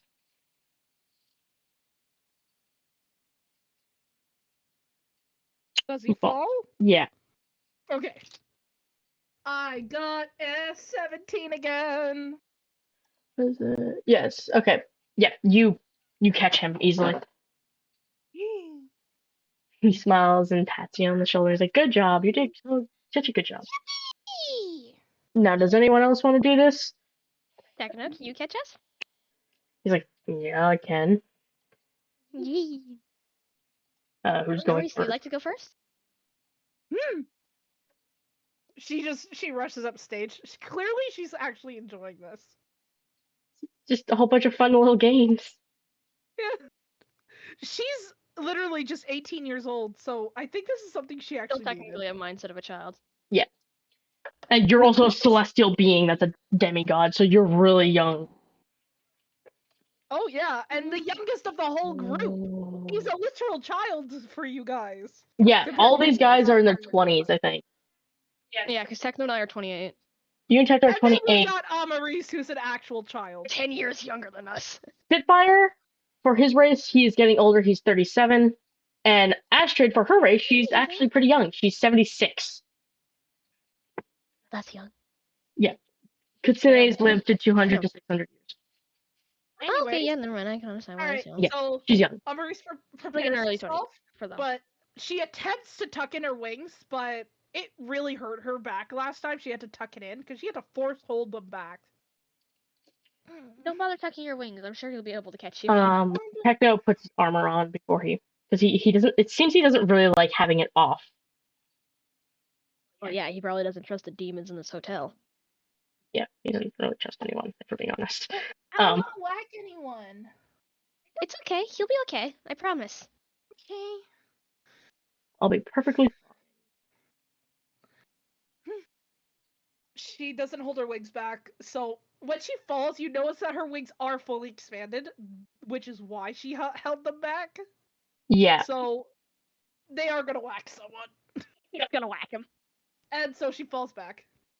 Not Technoblade. It's not gonna whack Technoblade. It's gonna whack someone on each side of her. I feel like everybody backs away. Phobos doesn't give a fuck. Okay, guess I gotta roll damage. Phobos is gonna get whacked. It's a D6. Okay. I got a 1. Lovely. I have ice cream now. I gotta roll my damage. Alright. Okay. You gotta roll your damage. Okay, what die is that? It would be a D6, the square. Okay. 6. Alright, Phobos, you take 6 damage. You get bitch smacked by Amarice's wings. Techno grabs you and perfectly adjusts you so he's holding you properly. And he just looks down at you. He's like, "You're lighter than I expected." I'm imagining he's holding me like Simba. Just hello. Just Savannah. Yeah, that's how he's holding you now. Yeah. And he just puts you down. You're just like, "You're lighter than I thought." Thank you. She just smiles with big bright smile, looks up at him and says, "Thank you for catching me." Mm-hmm. Who's next? I'll go next. He just smiles a little bit when you say that. I stand up and let myself fall. Wonderful. I'm sorry. I want to know if he's gonna not just deliberately not catch you. But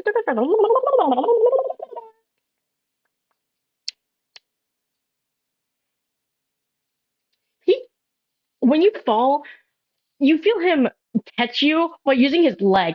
He just stretches his leg out and pushes you a little bit, so you end up in his arms, bridal style. He's like, "Hi." Hi. I hug him slightly and then let go. As you let go, he drops you a little bit so that your feet hit the ground first. Yeah. You hear Spitfire just mumble, "Oh, tax benefits, right." Tax benefits indeed. Do you think I love him? Yeah. Tax benefits. We had to persuade our god in order to do this. Alright, whatever you say. Well, all that's left is Spitfire, because Astrid's sitting out from the falling part. Heck no, do not drop him on purpose, please. Spitfire gets up, he seems very hesitant. Amarice is looking, and her eyes are like sparkling. She's hoping that she can't wait to see Technoblade catch Spitfire. She wants them to actually just stop fighting. Because it makes her sad. Spitfire leans back a bit, but he hesitates. He stands straight up again, and it's very clear he does not trust Techno. I mean, yeah, fair enough. He takes a deep breath and just lets himself fall.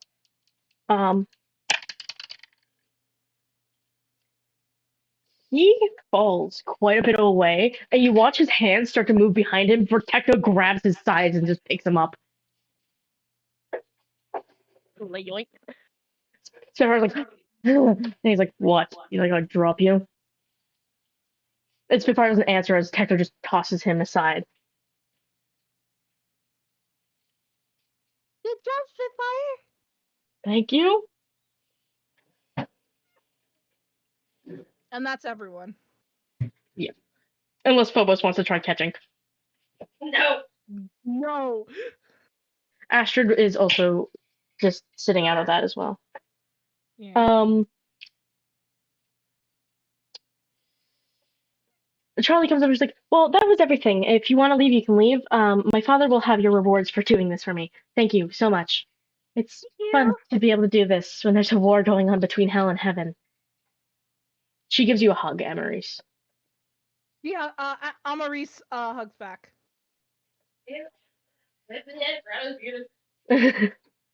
And Amaris goes walk towards the door. Oh wait, actually, before she does that, she quickly runs back, jumps onto Husker, gives him the biggest, God knows how big hug, and then just bye. Husker looks at you and goes, bye, kid. You'll see your parents soon, I promise. He's very confident that your parents are alive. I'm gonna do something that might end up with my character getting hit. I walk up behind Alistair and poke his tail. Dude. Alistair turns around and is like, excuse me? I'm sorry, it looks off. You don't touch the tail. Why is there a bow on it? His head as you start to hear an elk bugle come from his throat, and Charlie goes, ow, no! Why is there a bow on your tail, sir?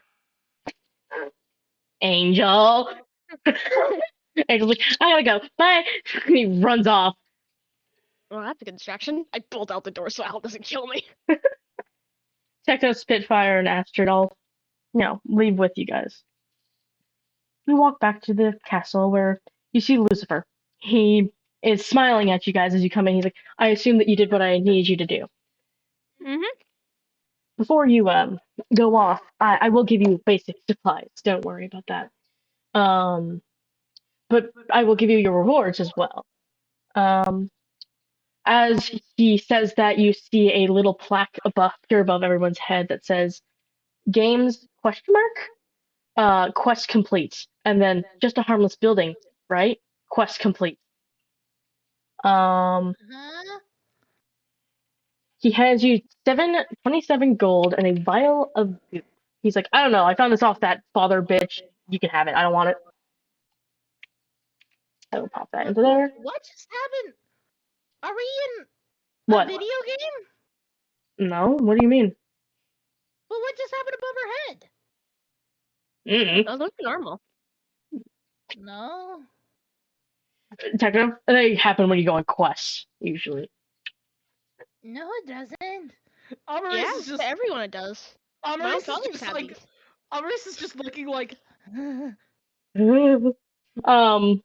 He hands you 1,000 gold as well. It says, "This is for cheering up my daughter. Thank you so much. I will also give you 500 for your way out, just so you can pay for anything. Tents for all of you. I only have enough for 4, so I don't know. 2 of you have to share. Yeah, Techno and I can. It's fine. All right, that's great. Fire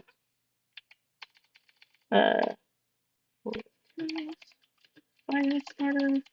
He hands you a fire starter, and he also offers Phobos a sword. Do they take the sword or they remain with their axe? I just fucking vomited. Hey, do you take the sword or just burp in the kid's face? What would happen if I take the sword? You take the sword as a normal sword. It's not enchanted or anything like that. Just a normal sword. It's a gift. I take the sword. You take the sword as a normal sword. It's kind of like flimsy, seems. He clasps his hands again. He's like, unfortunately, I can only get a boat around Wrath. Wrath is the city that has all the boats and the ports and stuff. They're right next to the ocean. But if you're looking for Ambrosia, she could be in Lust or any of the other city or the other town. oh, that I definitely remember the name of because I'm the Lord of Hell. I would know the name of these things, you know. Lust, envy, and greed. She could be in any of them, so yeah, just do your best out there. And if anybody needs training, we got guards to do that. So I'm all good with training. he nods. I believe I am too. Tekton looks at you like,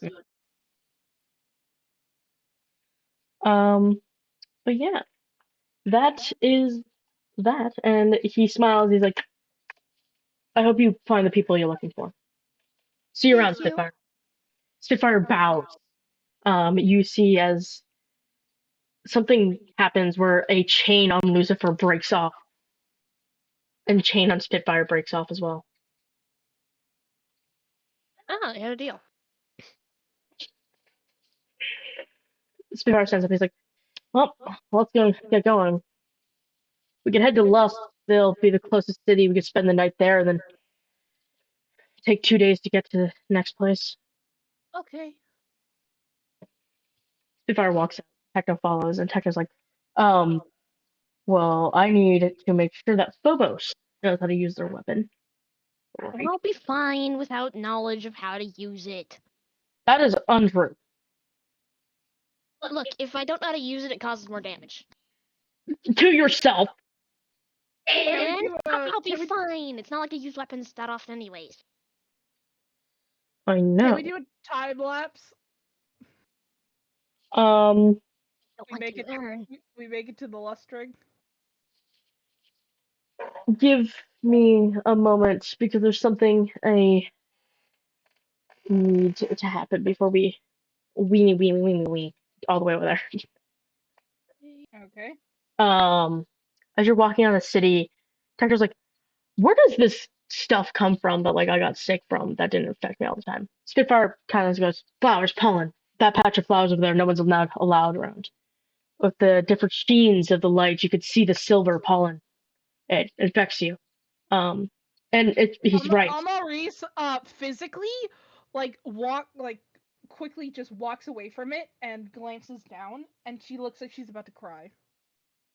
You notice he is right though. There is shines of silver on the petals of the plants and flowers over there.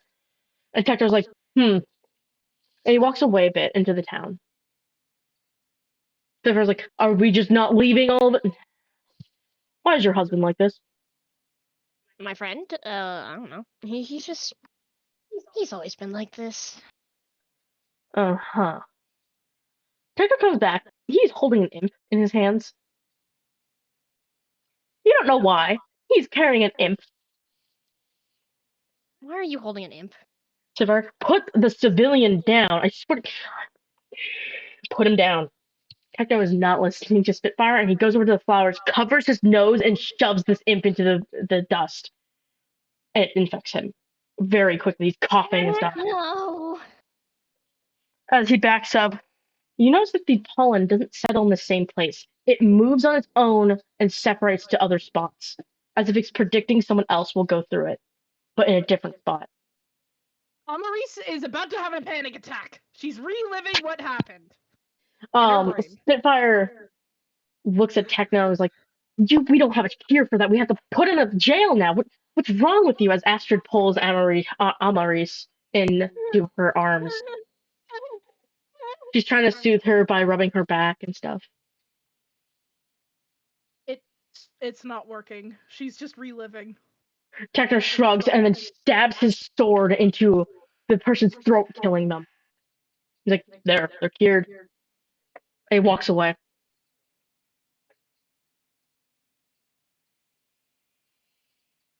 Amaris is having a full-blown panic attack. Spitfire now he's pissed off Techno, but he goes over to Amaris and he's like, hey, it's okay. It's okay. You're okay. It's okay. He's rubbing her hair and stuff like that. She's like bent over onto the floor. She's grabbing her face. He's pulling her hair. And she's just repeating, Papa, no, Papa, Father. He grabs her face a little bit and tries to pull her out of it. It's not working. She's just so into it. He got a 19. Okay. So Which then, yeah, I would. pull her out of it. Yeah. It's okay. Your father's fine. I promise. Whatever infected him, we'll cure him. We'll find a cure, and he's gonna be okay. She just. Oh. What? Role playing. Hey, you crying? No, dry eyes. Sora's mom thought she was actually crying. It's because I have dry eyes, so I did tear up a bit. Oh. Downstairs. Fake panicking. I'm really good at it. Apparently. Sorry. Here. Hey, I'm okay. Okay. Want some food? Mommy. Mother. Mother. I don't know. That was Aaron. What did you do? My nail. Bye. Anyways, sorry.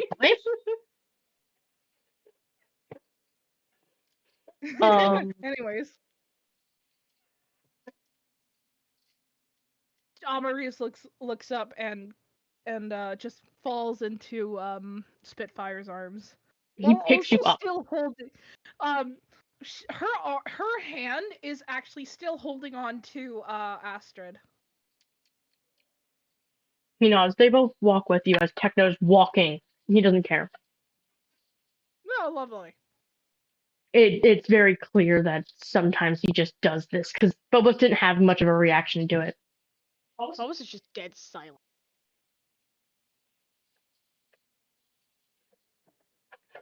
Time lapse?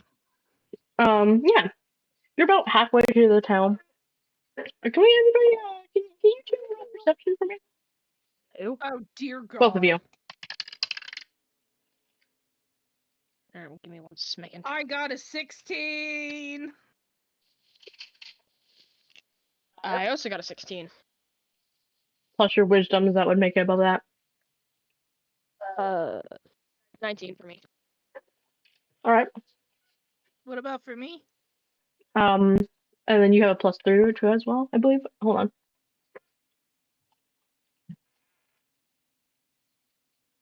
Yes. You would have still gotten the same number. Okay, so we all got 19. Sweet. Techno's kind of walking next to Phobos. He's just there. He's not said anything since he did that. As you guys look around, it's starting to get light, dark out, the sun's setting. It's very pretty. You notice something in a little bit of there's some taller grass. You see something move, and as you see it, because you guys got a high enough number, you notice that's a man in some sort of cloak. There's black mist surrounding him, and he has like what looks to be a gun on his back as he's holding 2 blades as he's walking. He's looking towards Phobos specifically. Well, that's not ominous. I mumble under my breath. So I was like, what do you mean? There's a man in a cloak over there with some mist. He looks like he's got guns and 2 blades. He's staring dead at me. Spitfire. Over a moment. Will he see him? Is the good question. 3 days. Sorry, I'm fidgeting at the rainbow dice. It's okay. Am I still being carried? Yes, Spitfire still has you. Alright, so I fell asleep. Yeah, you probably like. And she's still holding on to Astrid's hand. What's it? It's a strong grip. Spitfire goes, what do you mean? I don't see anything. Alright, blind ass. Wow, thanks. Mm. Techno believes you, though. He immediately positions himself in the way of that person's sight. And he keeps walking. He's being protective of you like he normally is. I'm just staring dead at them. They're following you. Oh great, they're following us. Astrid's gonna look. she might be just as blind as fucking Spitfire. Blind ass hose. She's not. She's like, there is something following us. I can't see it fully, but there is something following us. Spit. And he's like, why does everybody insist on calling me Spit? That's his I important did it thing. on accident. Sorry, Fire. Would you prefer me to call you Fire? He's like, no, don't call me anything. I don't like my name. Just call me my My full name's name. Spit. No, Spitfire. Full Alright, name. spicy. Good enough. Try not to be too loud. My girl's still sleeping, man. Fucking spitty. You guys start walking faster. Nah. You get to Lust. It seems empty because a lot of people are sleeping. Besides one place, it seems to be a porn studio. It's clearly still recording and stuff like that. You notice that guy is no longer following you. He stopped at the edge. Well, at least we're not being followed. Jesus.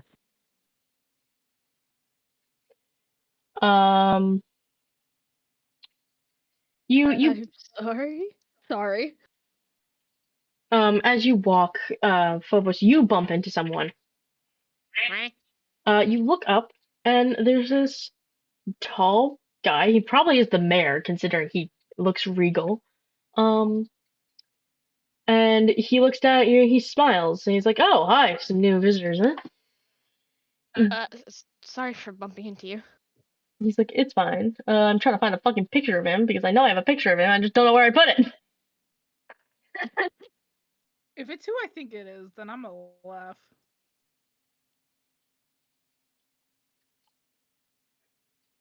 Oh, hello, Mr. Asmodeus. That's a really pretty photo of him. Yeah, he looks different here. He Alright, cool. he looks at you and he's like, "So, what's bringing you to the town of Lust?"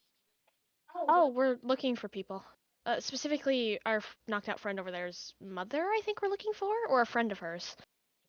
Got names, got pictures or anything like that. I don't remember what her name is. Can we wake Amaris up? Surfer's like, if we need. She's the only one who would know what she looks like and has a photo, probably.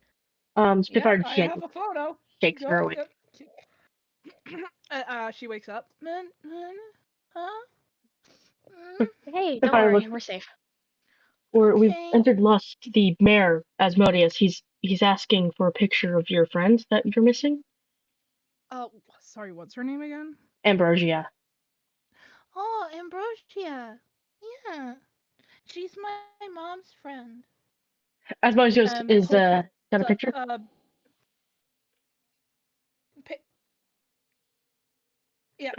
Takes out a Polaroid picture. All right. This is the lovely lady that we are seeing. Asmodeus looks at the picture. He's like, "Oh yeah, I've seen this chick. She was here for a little bit, but she walked off a little bit. It's late here. They're searching for I think she was. She said she was looking for a family, and half elf and two humans, I think. Um, but I think she went. Where was it that she went? I think it's Envy where she went. The other city around here. It's 2 days down. You probably have to camp, but you can stay here for the night.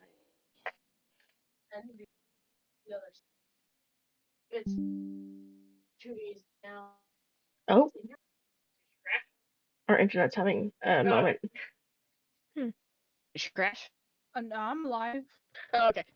My The internet's stream going. is struggling with me though. Yeah, it's Is struggling. My internet's trying to kill itself. Alright.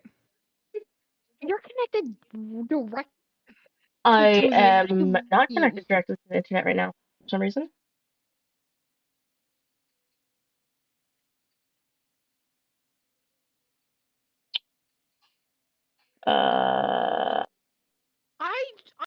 I'm waiting for a moment for Technoblade to get emotionally attached to Maurice. I'm going to be sad if Technoblade never gets emotionally attached to Maurice. As long as Phobos is attached. Unless I knocked it out. I'm just love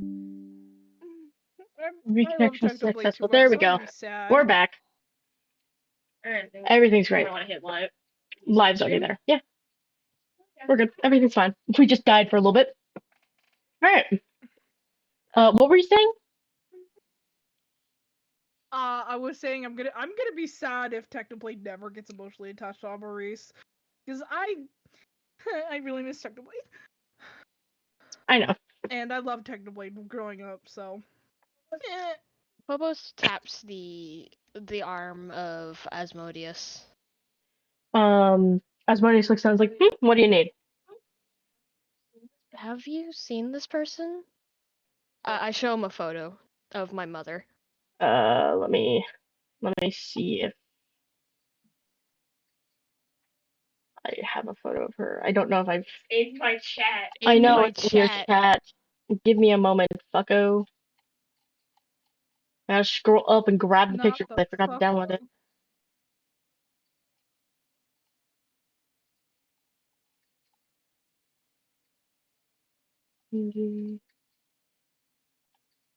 Alright, there we go. And I will put up the picture of this woman. Have you seen her?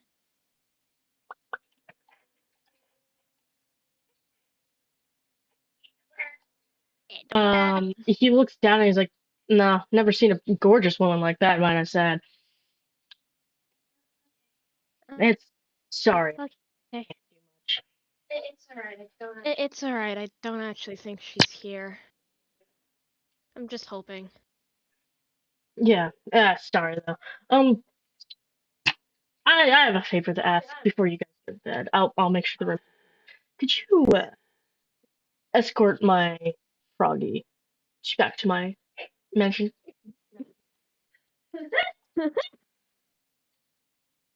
You see a little imp come over and he's wearing a little raincoat as if it's raining, but it's not. It's a little frog raincoat.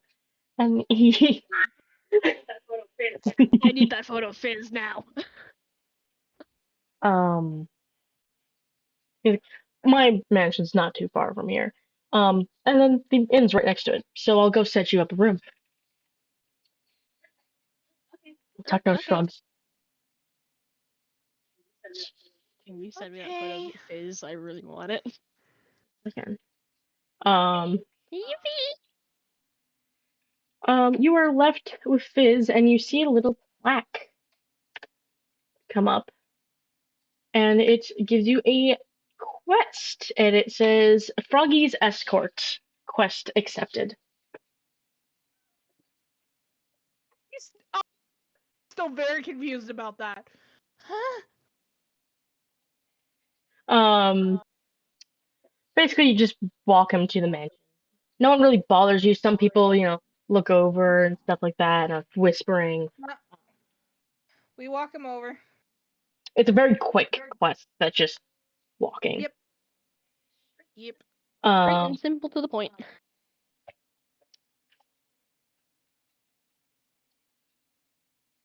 After that's complete, Ozzy meets up with you at the inn.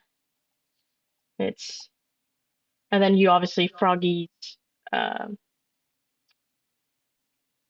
escort complete pops up as Asmodeus gives you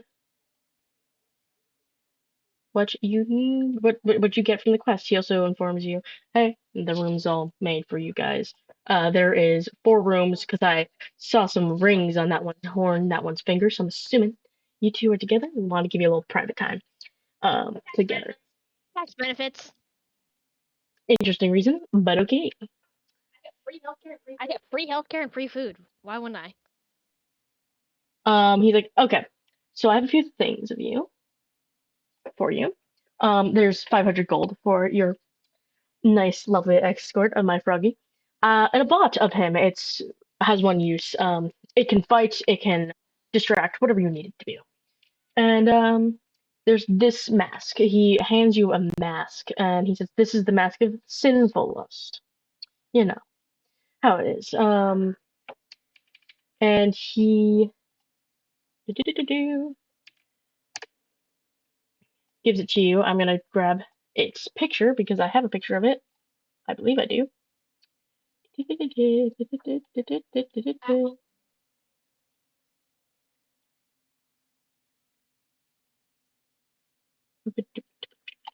have so many pictures in here that I'm just struggling to fucking find things. There we go. This is the mask that he hands you. It's a masquerade mask with roses on it and a nice wolf skull look to it. Ooh. It's white, gold, and red. He's like, anyone who wears this, well, they get a little bit more advantage making people do things for them. Not necessarily sexual. If you used it for sexual reasons, I think I might find where you live and take everything you love. Got it?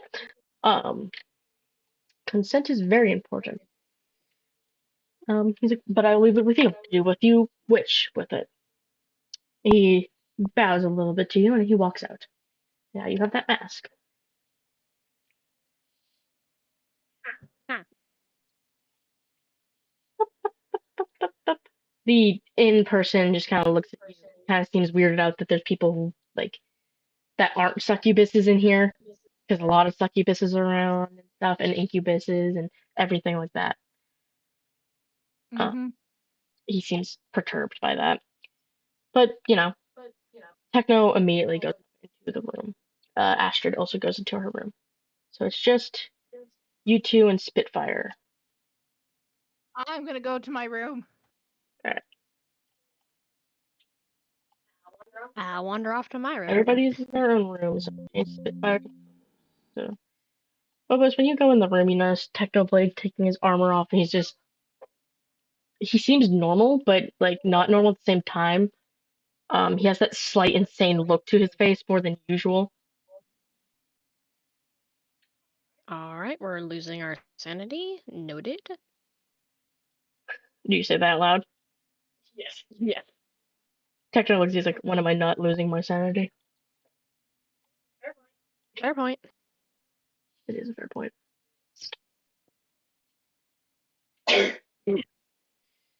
He kind of puts his armor in the corner and lays down in bed. Oh. Anything you need before I go to bed? No, I'm fine. He's a large person. He does take up most of this bed, and he just pats his chest like, come on. Go time.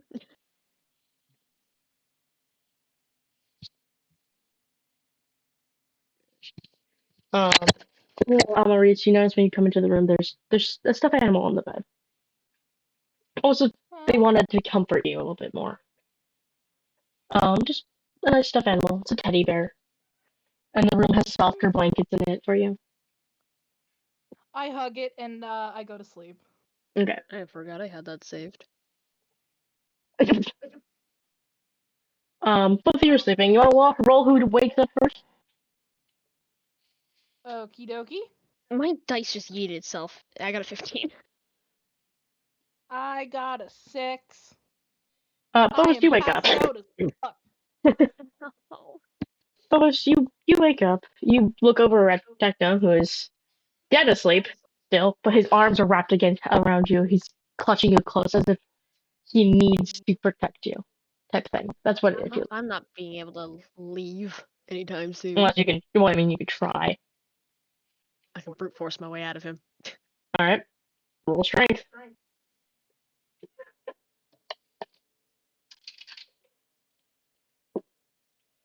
I got 5. Goddamn. You move a little bit. His eyes open. He's like, something wrong? Do you need anything?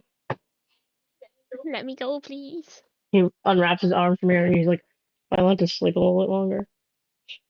Alrighty, then you go sleep. He usually doesn't sleep in. Something seems wrong. He doesn't usually sleep in. That's odd.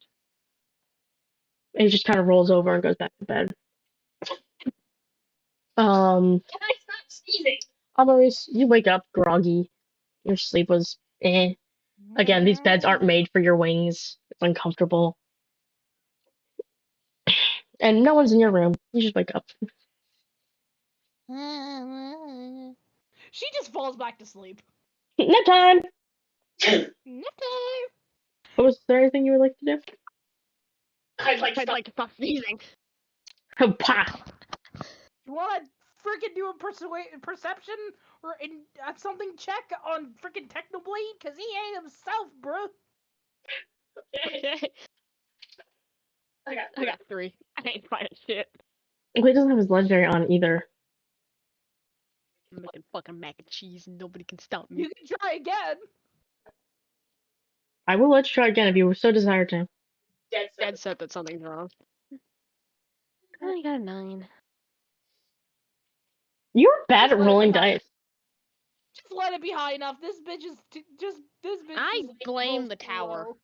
I mean, it is first tower, so give me a moment because I know you have pluses in this as well. Excuse me. I used the and symbol. Give them the benefit of the doubt, my guy. They suck Where's at the rolling symbol? dice. There it is.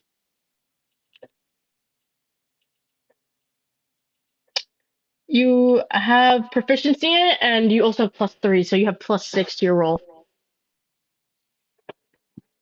Oh, you're all good. That's a 15 then. Something's off. It's not like a sickness. It just seems like he's weak. Something about him's weak. You don't know what.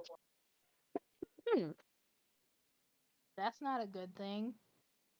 Confront him about it. Wake up! Nah, I'm good. Maurice, I don't know if you'll wake up to it, but you hear like a louder knock on your door. How loud is the knock? Like someone that doesn't really know how to control their strength type of. Okay, yeah, so she wakes up. She's like, delivery. I You just hear love pizza. you should go. Sure, I have a delivery. Yeah, come in.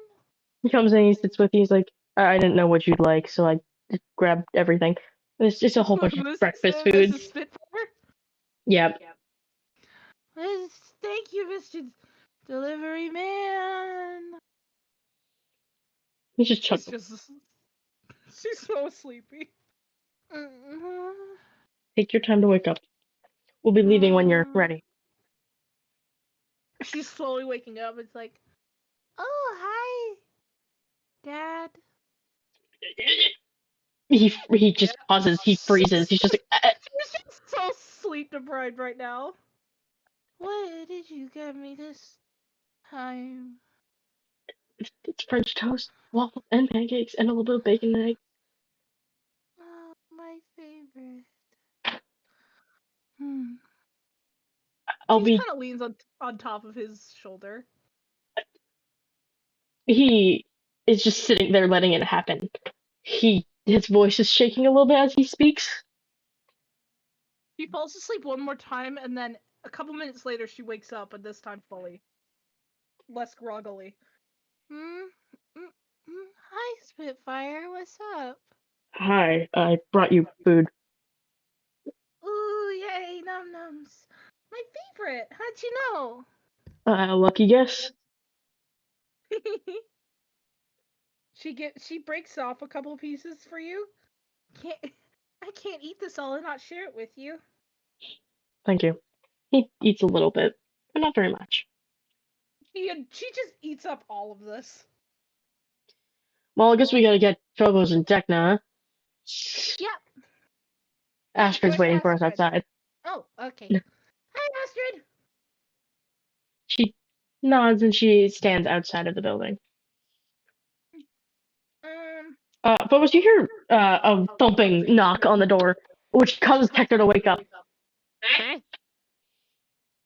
I open the door slightly and peek out. Spitfire's standing there. He's like, "You guys ready to go, or we I sleeping?" am. Techno still knocked the fuck out. Maybe. He might have just woke up though.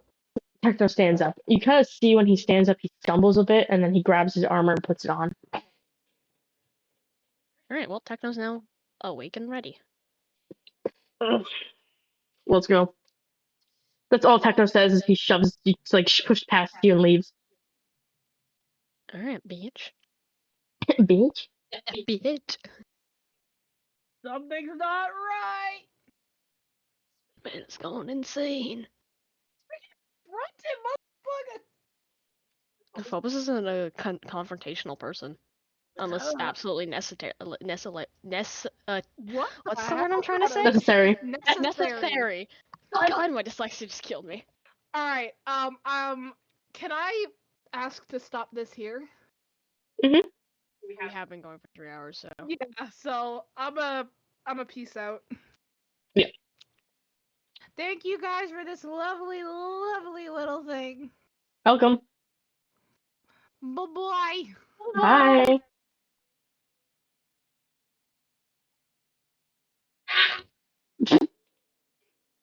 That was interesting. Alright, well, it was a good session. Well. So we're in the stream feeling off. Enjoy your time here. Bye. Wieners.